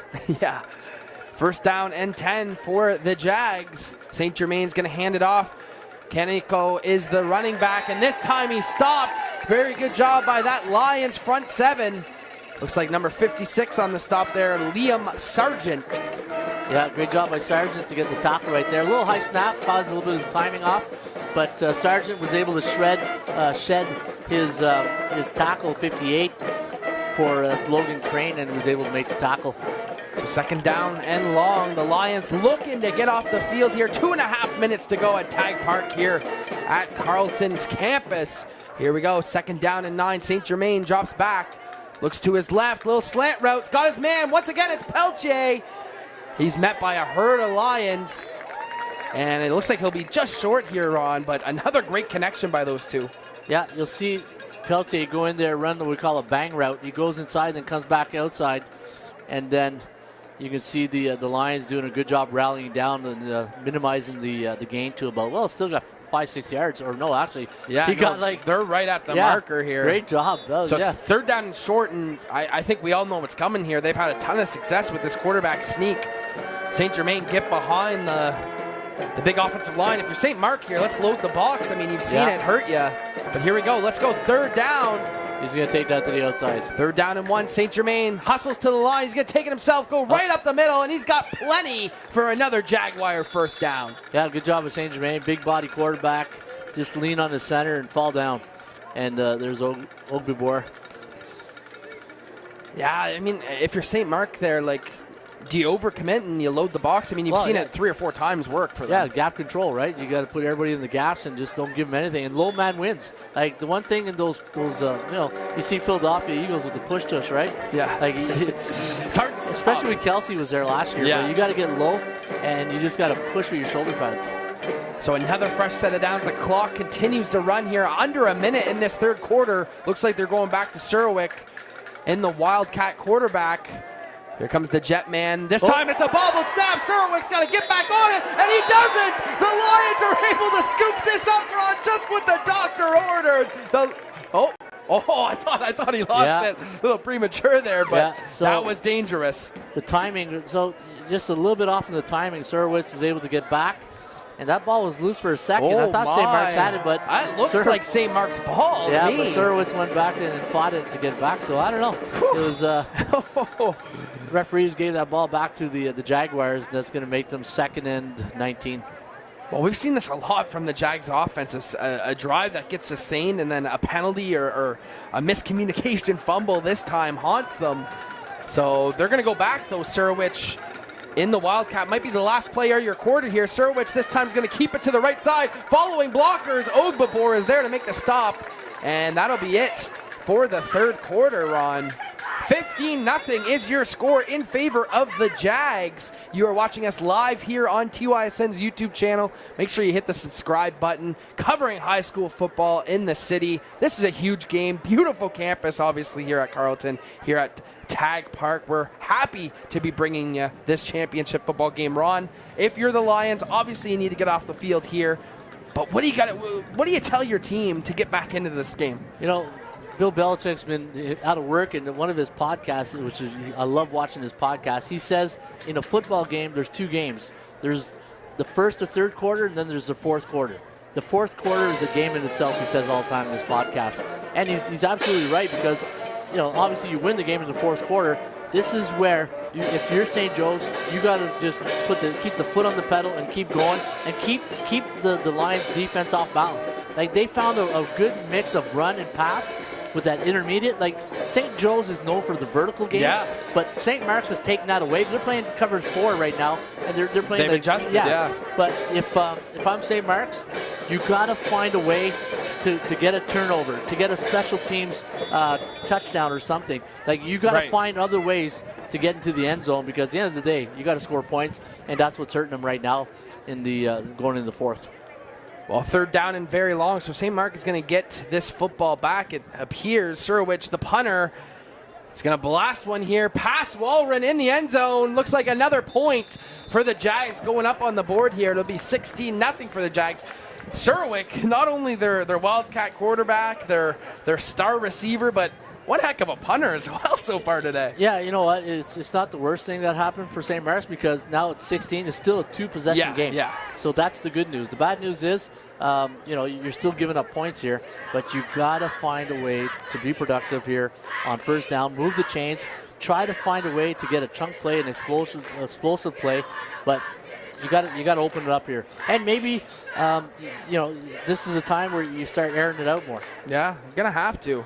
So we look at field level here. You got the Jags cheerleaders down at field level, and you also got the St. Mark Lions marching band right beside us. We've heard both get into this game, get these crowds going, Ron Murray. Got a packed house here. Here's another thing I would expect St. Mark's to do. Don't be surprised if we see a trick play come out here in the fourth. Yeah, well, you got to do something to get this offense going. They haven't been able to muster up much here.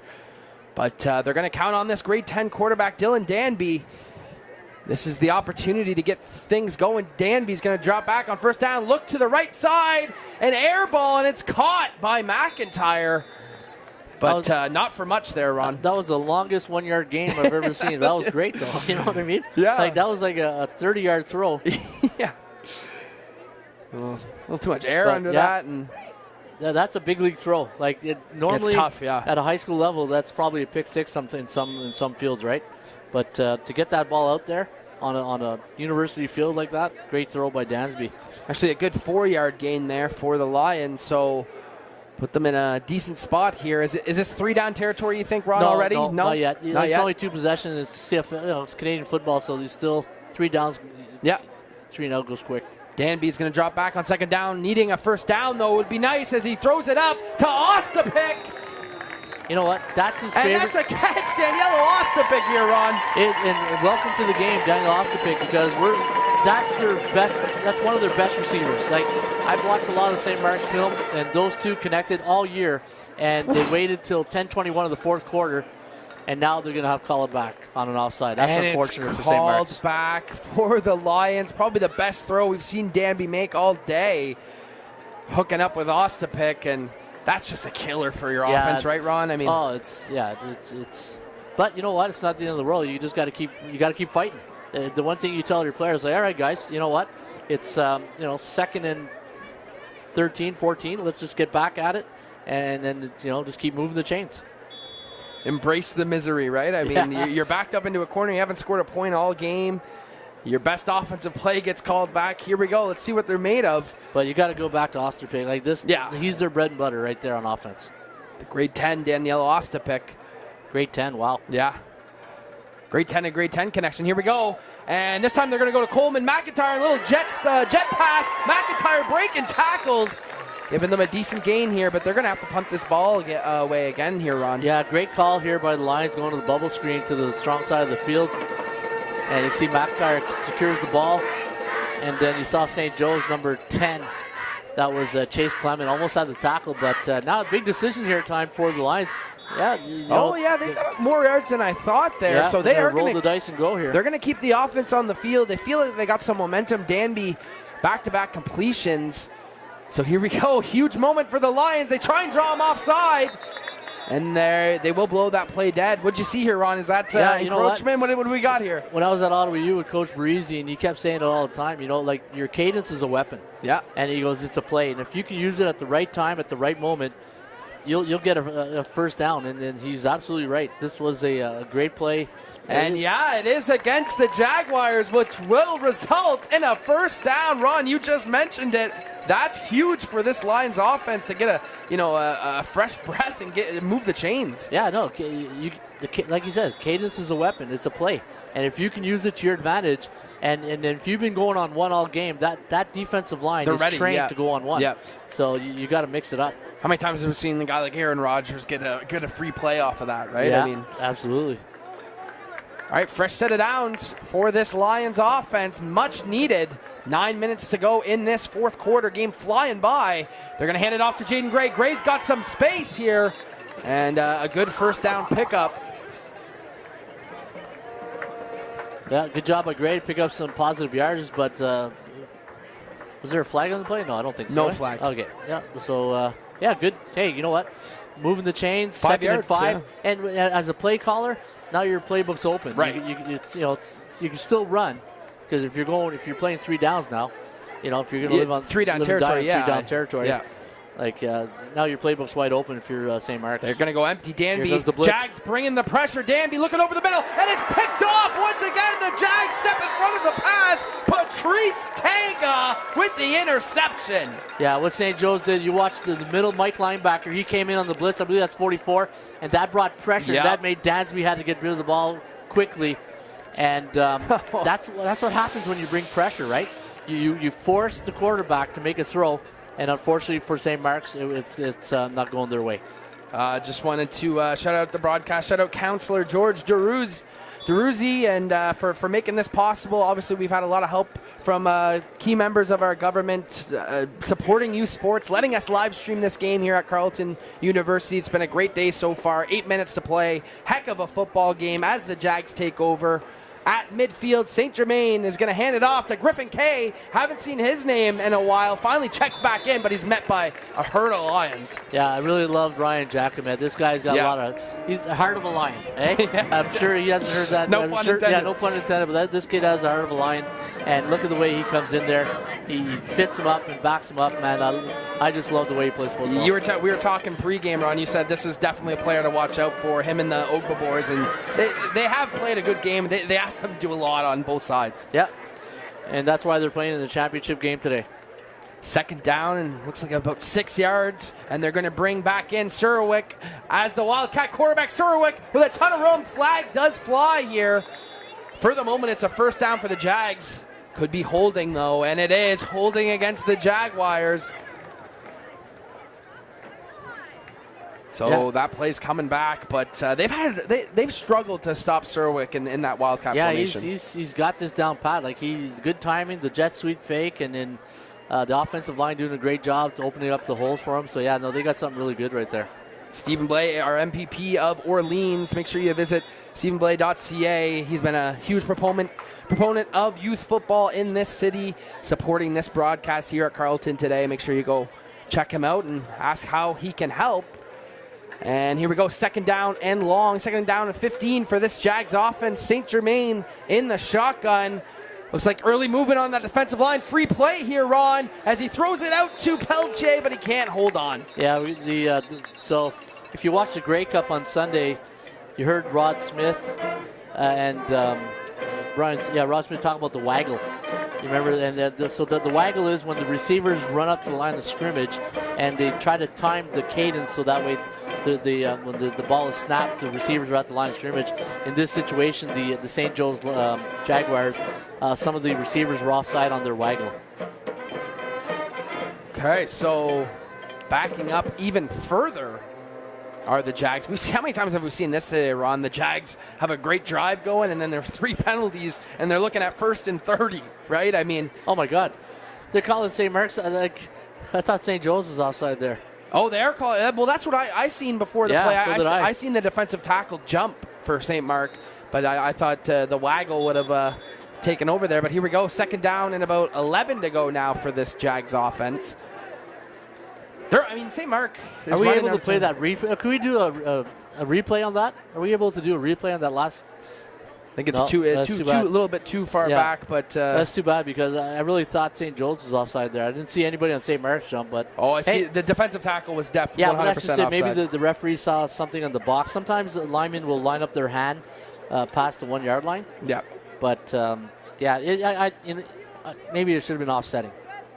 Well, they're talking about it right now. The St. Mark head coach there, Andy Castellarin, talking with the officials there, confirming everything. But for St. Mark, Ron, you're running out of time now. Not only do you need to stop, but you're going to need 2 scores. And we've already seen Danby throw, 2 or 3 interceptions. So this is a huge drive for their defense. Huge second down for the Jags. St. Germain in the shotgun. Let's see if he decides to air it out. Watch for Peltier as he drops back, and guess who it is? Felix Peltier looking for the marker, and he'll get there. First down, Jaguars. Yeah, the Jags going to their bread and butter play, the mesh concept. That's where 2 of the inside receivers, they cross over the box. You see Peltier and number 1, that is Carter Sorowitz, just meshing, and you can see be close to first down. It is the first down. And if you're St. Mark, what kind of defense would you be running, Ron? You're obviously the assistant DC for St. Matt's. What defense would you be attacking right now if you're St. Mark? Well, you know what? They got to the championship game with the defense they've run. The only thing I would question is the beginning of the game when they went cover 4 and gave those light blocks. But I think St. Mark's doing a great job so far. And they're only rushing really 3 linemen. Yeah. And they're getting pressure. First down, just under 6 minutes to go in this fourth quarter. Give it to Griffin Kay, breaking arm tackles. You know, when you think about it, it's pretty outstanding what they're doing. They got 5 offensive linemen, and they're only bringing 3 with a standing linebacker who's spying. And they're doing a great job on a 3-man pressure. But you got the Ogrebor brothers who really, you know, these guys, they're more like 2 people. Yeah. and they're bringing a lot of heat. A lot of heat in the kitchen. Yeah. So it looks like a timeout on the field, Ron, as we thank the audience for joining us for our final live stream of the 2024 calendar year here live on TYSN's YouTube channel. Happy to bring you football all year long. We're able to bring you a lot of football, and this is a great way to cap it off here at Tag Park. Yeah, no, we got a great audience here today.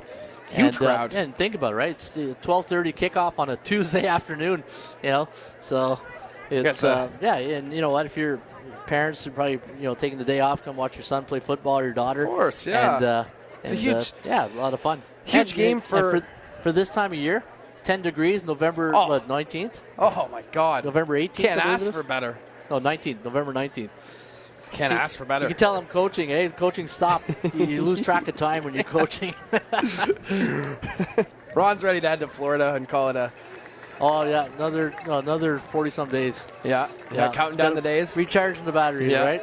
Just a reminder, everyone, to join the herd, our great officiating crew here in the city of Ottawa. Head to ofoa.ca to become a Zebra and learn more. Officiate the game you love. Our great Emmett Young as our refereeing model there, and he did a great job. And make sure you go. Referees, such an integral part, Ron, especially you as a coach. They play an integral part in our sport in this city. You know what? The referees, they've done a really great job, and they're all great guys. And, you know, like you communicate with them. As long as you communicate them and you treat them with respect, they'll show you that same respect back. And I've never had a problem in, 20-some-odd years coaching with referees. And you just, obviously you're not going to love all the calls they make sometimes because, it's the nature of the business. Yeah, but you know what? It's all about communication. And when you communicate with the refs and you treat them with respect, you're fine. Looks like the injured line is getting escorted off the field. Hopefully he's all right. Can't really make out the number, scrunched jersey, but hopefully he's all right. But here we go, back to the action. 5.5 minutes to go in this fourth quarter. The Jags looking to put this one away. 2nd down and 6 for this offense. St. Germain is your quarterback. He's going to, looks like hands it on. No, fakes it to Kay. Still has it to the left side. Hits Pelche right at the marker. They're going to say no catch here, Ron. Yeah. We haven't seen St. Germain do this a lot today, and that's because the St. Mark's defense didn't allow a little RPO. So this is where they're reading the defensive end, but the defensive end was 52, Giacomet. He didn't really pursue much, so Germain went to his, it's hard for a right-handed quarterback to roll out left because he's got to flip the hips, right? But good job of the St. Mark Lions defense to make sure he didn't get a game. I tell you what, he put it right on the money. Him and Pelche has been an insane duo to watch today. So just through the hands of Pelche, and the Lions look like they're going to get it back. Serwick looking to get his 3rd rouge of the game here, though, Ron. He's got a booming leg. If you're St. Mark's, the last thing you want to do is give a point here because then it's a 3-possession game. Yeah, exactly. So I'd have people even further back than they do, but they're coming after the punt, almost get to it. And Jimmy Walren's going to have to get this one out of the end zone. And he does, just barely still going, and he's going to get tackled here at the 1, Ron. Yeah, but the good thing is he caught that in the end zone. He took it out, so that ball will go back to the 20-yard line. So that's a great heads-up play there by, was it number 13, 17? It's Walren, Jimmy Walren. Jimmy Walren, good job by Walren to get that ball out. So now the ball goes to the 20. So they avoided the disaster of the 3-possession lead. Yeah. That really would have been ball game. That would have been devastating. But now you're right, Ron. I mean, they got a real shot at this. Let's see what Dylan Danby's got in him. we've seen him make some nice throws today, Ron. We've seen him struggle making some tough reads that have been intercepted. But as a grade 10 quarterback, I think he's going to overcome a lot of the things he faced today. And let's see if at the end of this game, if anything else can give him some confidence heading into the next phase. You got to give credit to this Jaguars defense. Like they're throwing a goose egg right now. They're doing a good job. Oh yeah. Here comes Gray on the handoff, and the Jags are just all over it. Just well coached and getting in there. Yeah, you said it. They're well coached. This is a well coached defense by the Jags, and I haven't seen a lot of big plays by the Lions, and that's credit to the Jaguars defense. They're good on all three levels, from what I could see today. Their secondary has 2 or 3 interceptions. Their defensive line and linebackers have multiple tackles for loss. It's been tough sledding all day for this Lions offense. Yeah, they got a great defense coordinator, Danny Laramie. Danny Laramie, former CIS U Sports coordinator. He's done a phenomenal job here with the Jags this year. So second down and about 8 or 9 to go for this Lions offense. Danby in the empty. Here come the Jags trying to get to him, and they will succeed in that. Sacked by number 7 of St. Joe's, Christian Zappa-Vagena. Yeah, no, good job by the Jags defense right there. And Dansby just doesn't get a lot of time. Doesn't seem like he has a lot of time to throw the ball. And to boot, there's a penalty against St. Mark on the play. Obviously will be declined by the Jags, and obviously this is 3-down territory now. Yeah, and this is the ball game, like really. Because if the last thing you want to do is turn the ball here and give them a ball in the 18-yard or the 19-yard line. Well, for all the marbles, I think they got to throw it up to either Ostapic or Cole or McIntyre here, Ron. When you recap the game, Ostapic has been non-existent, so the Jags done a good job shutting them down. 3rd down and about 11 to go here. Danby drops back, they're bringing pressure. He hits Gray here on the little dump off, and Gray's looking for the marker and a lot more. Here goes Gray, 1st down, St. Mark. They stay alive here, Ronnie. Great play call. Great play call by the Lions, going to the tailback screen to the strong side of the field. There's Gray finding the eyes of the quarterback, and then the magic happens, right? Yeah, I mean, you've seen they bring that middle linebacker blitz once again there, Ron. Leon Quizera was coming for the Jags, and he runs right by the screen, and the floodgates open there for Jaden Gray. Yeah, no, great play call here by the Lions on that play. So just under 3 minutes to go. The Lions are going to be in a hurry here, but huge 1st down extending this game. Danby, let's see if they test down the field. Now Danby drops to his left, looking for something, fires it downfield, and almost picked off once again through the hands of Patrice Tanga. He is putting that ball in. That was close there, Ron. Yeah, sprint rollout here by Dansby. A little sprint rollout. Yeah, you see the way his feet were not set, and not really attack. Like if you're going to roll out, sprint rollout, you want to attack the line of scrimmage and he had the time. You just got to, again, a very young quarterback, grade 10, doing a phenomenal job this year. You know what? This is a really developing year for Dansby in this situation, and it's really going to pay off for him in his grade 11, grade 12 year. 100%. Grade 10 kid there leading his team to this city championship game. And whenever you're dealing with a ball hawk like Patrice Tanga, it's always tough. So here we go, 2nd down and 10. Danby fakes to his left, looks to his right, looking for Ostapic. Yeah. And that will draw a flag. Yeah, a little PI there. The Ostapic was trying to come back, and unfortunately, I think it was number 77. Or I can just. And they're converging here, Ron, talking about the call here. No, that was PI. PI against the Jags. It will go down even more here. So moving the ball by any means necessary here, Ron. And here come the Lions. You never know what can happen. 2 minutes on your clock. It's a sense of urgency now. He's got 2 running backs here, and they're both going to provide him some extra protection on the edge of that line. Here comes Danby throwing to his left, looking for number 11 right at the sidelines. Put it right on him, but couldn't make the play as he was looking for Matt Roy LeBlanc. Yeah, you'll see on this replay, number 9 is wide open, so they're running a corner concept, and you see number 9 right there on your screen. He is wide open, but Dansby elected to go Looking deeper. for the, yeah. And you know what? Hey, as a quarterback, you live and die with that throw, right? If it works out, it's great. But sometimes you got to take what I call the free money, right? If that's wide open, take the free money, live another down, and keep moving the chains, right? You got to be smart in these situations. Was a good throw. Put it right on him. Just couldn't make the catch there, Roy LeBlanc. But Danby looking pretty comfortable here at the end of this game. Got to keep the ball out of harm's way. And it looks like the Jags are coming here on second down. Little push pass to number 30. 30's got some space here, looking for the marker. And that'll be another first down for the Lions. This time, little push pass as he finds Connor LaBelle. Yeah, little shovel pass here. Danby takes the snap and then just does a little shovel pass to number 30, LaBelle, and he takes it to the right side, the short side of the field, and gets a first down.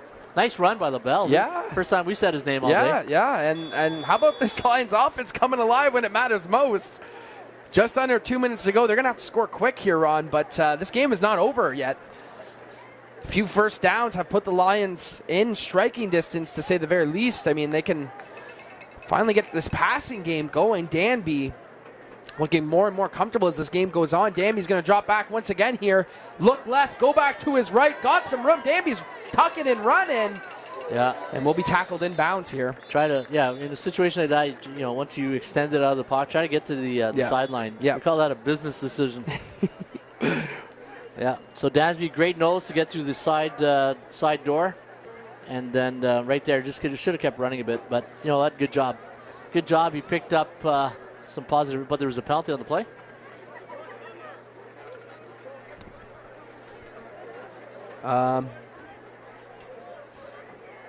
Looks like a flag against the Lions here, though, Ron, and another killer for St. Mark. Yeah, turnovers and penalties, that's the two things that always hurt you in a football game. And then for the Lions in that situation, after a good run by Danby, now they've got a 1st and 15 situation.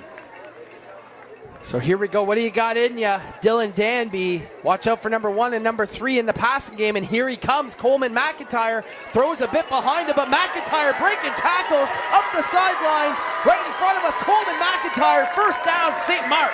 Yeah, great job on the bubble screen. They ran this play about 6 plays earlier on the bubble screen to the strong side of the field. McIntyre picks it up.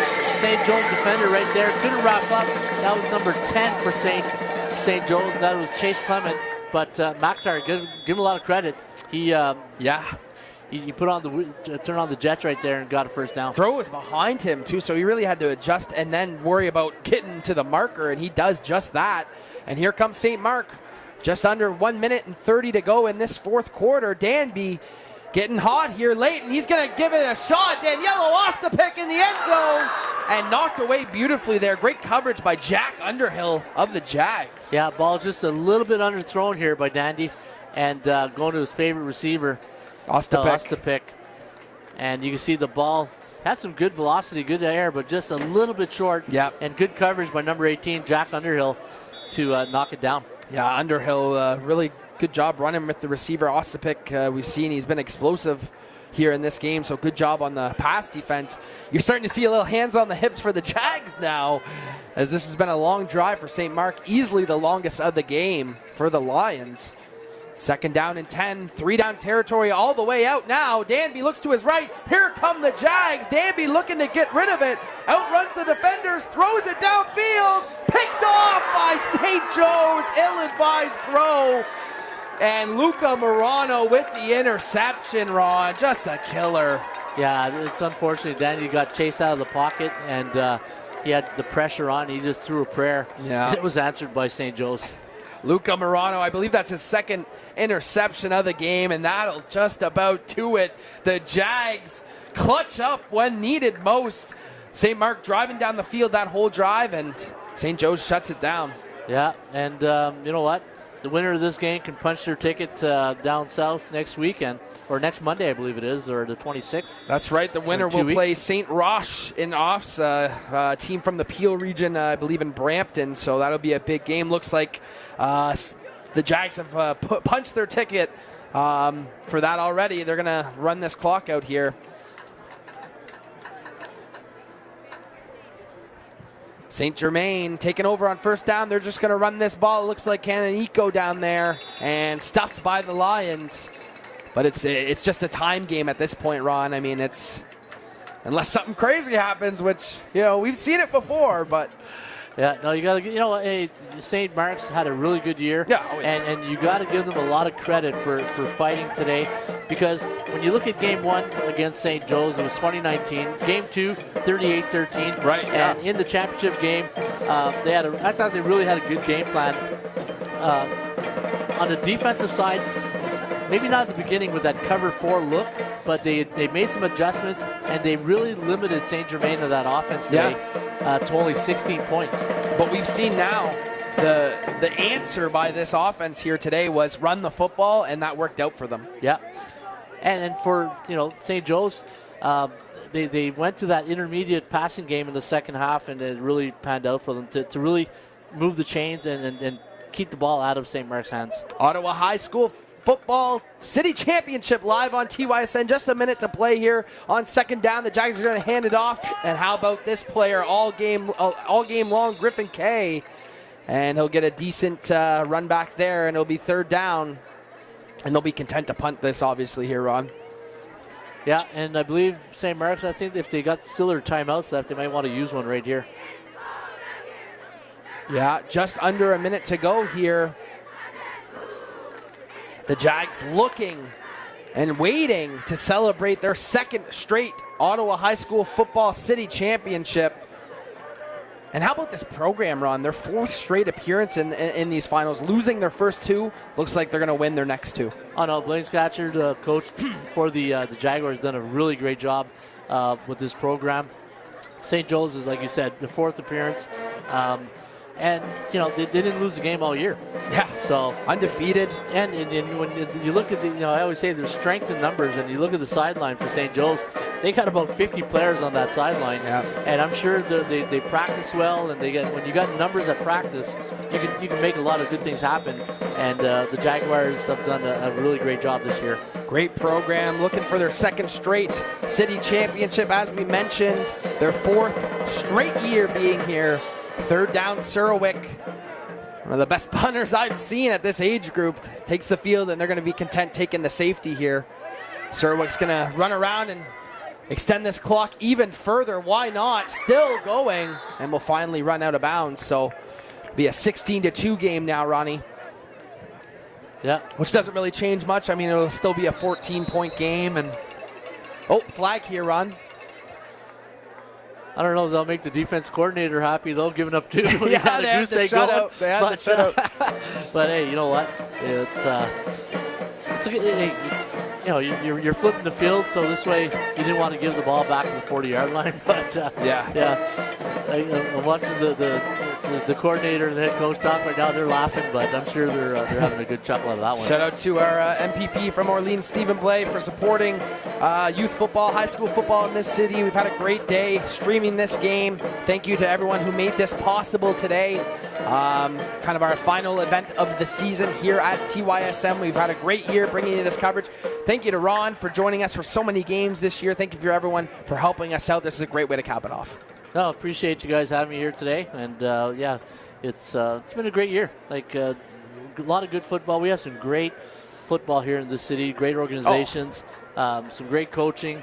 So a little shout out to all the coaches out there who put in their time, their volunteer. And hey, look, Capital QBs. I like that. Make sure you go check out Capital QBs on Instagram, all the great stuff that Ron does, helping our young signal callers in this city. You've played a huge role in a lot of these kids and how they're able to, dissect defenses and play the position the right way. So thank you for doing that, Ron. Make sure you go check them out on Instagram and their website. 49 seconds to go. St. Mark will get the ball back. The goose egg is off the board. 16-2 is now your score. Danby throwing over the middle, and here we go. Maybe a little too late, but he does hit Coleman McIntyre in stride. Where was that all game? I know, that was a great play. So we played St. Mark's last week, and one of their staples is this play right here. They have these double crossovers, and we were on defense. We were saying we got to watch for this play because it's a really good play if they're blitzing, and unfortunately.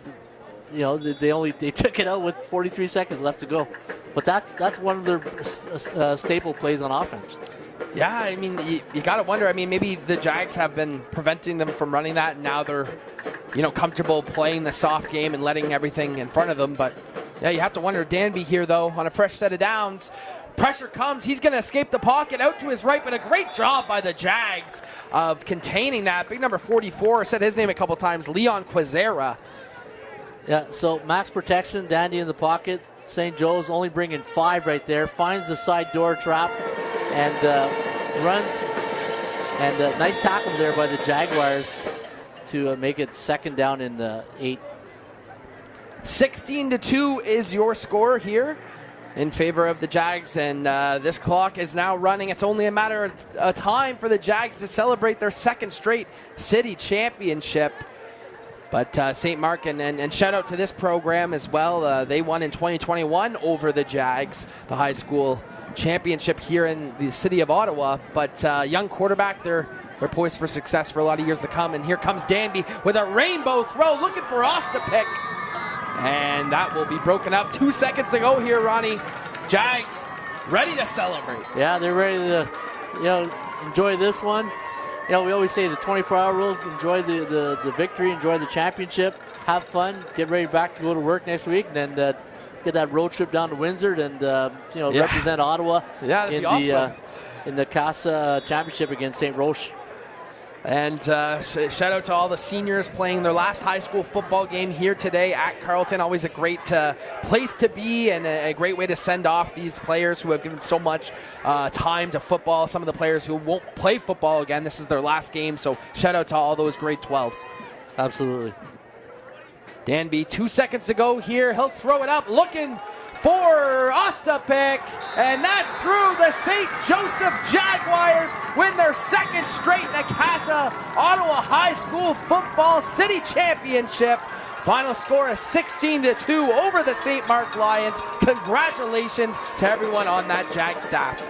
You know what? This when you recap this game and you look at the Jags, they did just enough on offense to get the win, but that's credit to St. Mark's defense. Yeah. Like the Lions had a pretty good game plan on defense. We didn't see St. Germain go with the vertical game today, and that's credit to the secondary of the Lions. That front 7, or normally it's a front 7, but today was a front 4. Yeah. Did a great job. But you know what? And the one thing I think people are not talking about enough here is the St. Joe's defense on really the masterful job they've done on containing Dandy and that running game with St. Mark's. And congrats to the Jags on a beautiful championship. Well, at field level, Jesse Card is standing with quarterback Ashton St. Germain, and we will throw it down to him in just a quick moment. Congratulations to the Jags as we will throw it down to field level. Jesse Card with Ashton St. Germain.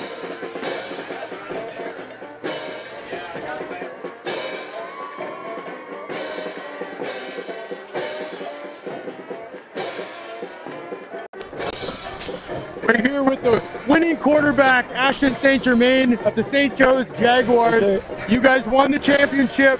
Talk about this team today and especially what it was to get here today.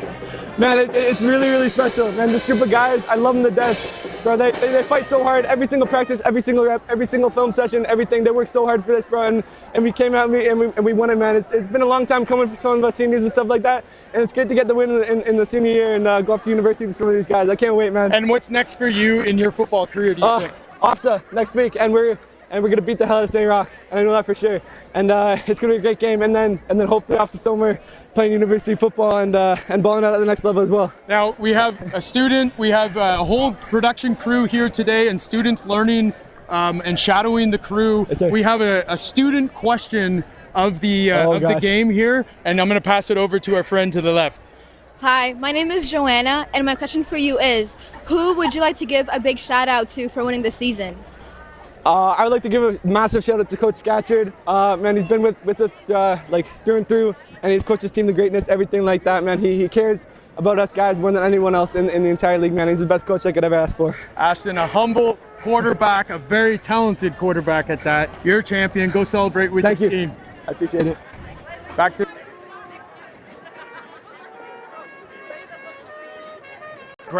To Ashton St. Germain, you see the little graphic there. He did a great job all season long. Ron, final thoughts on this game, final thoughts on this high school season? Yeah, you know what? Great season by the Jaguars. They ran the board. They get to the championship game. They win the games they had to win.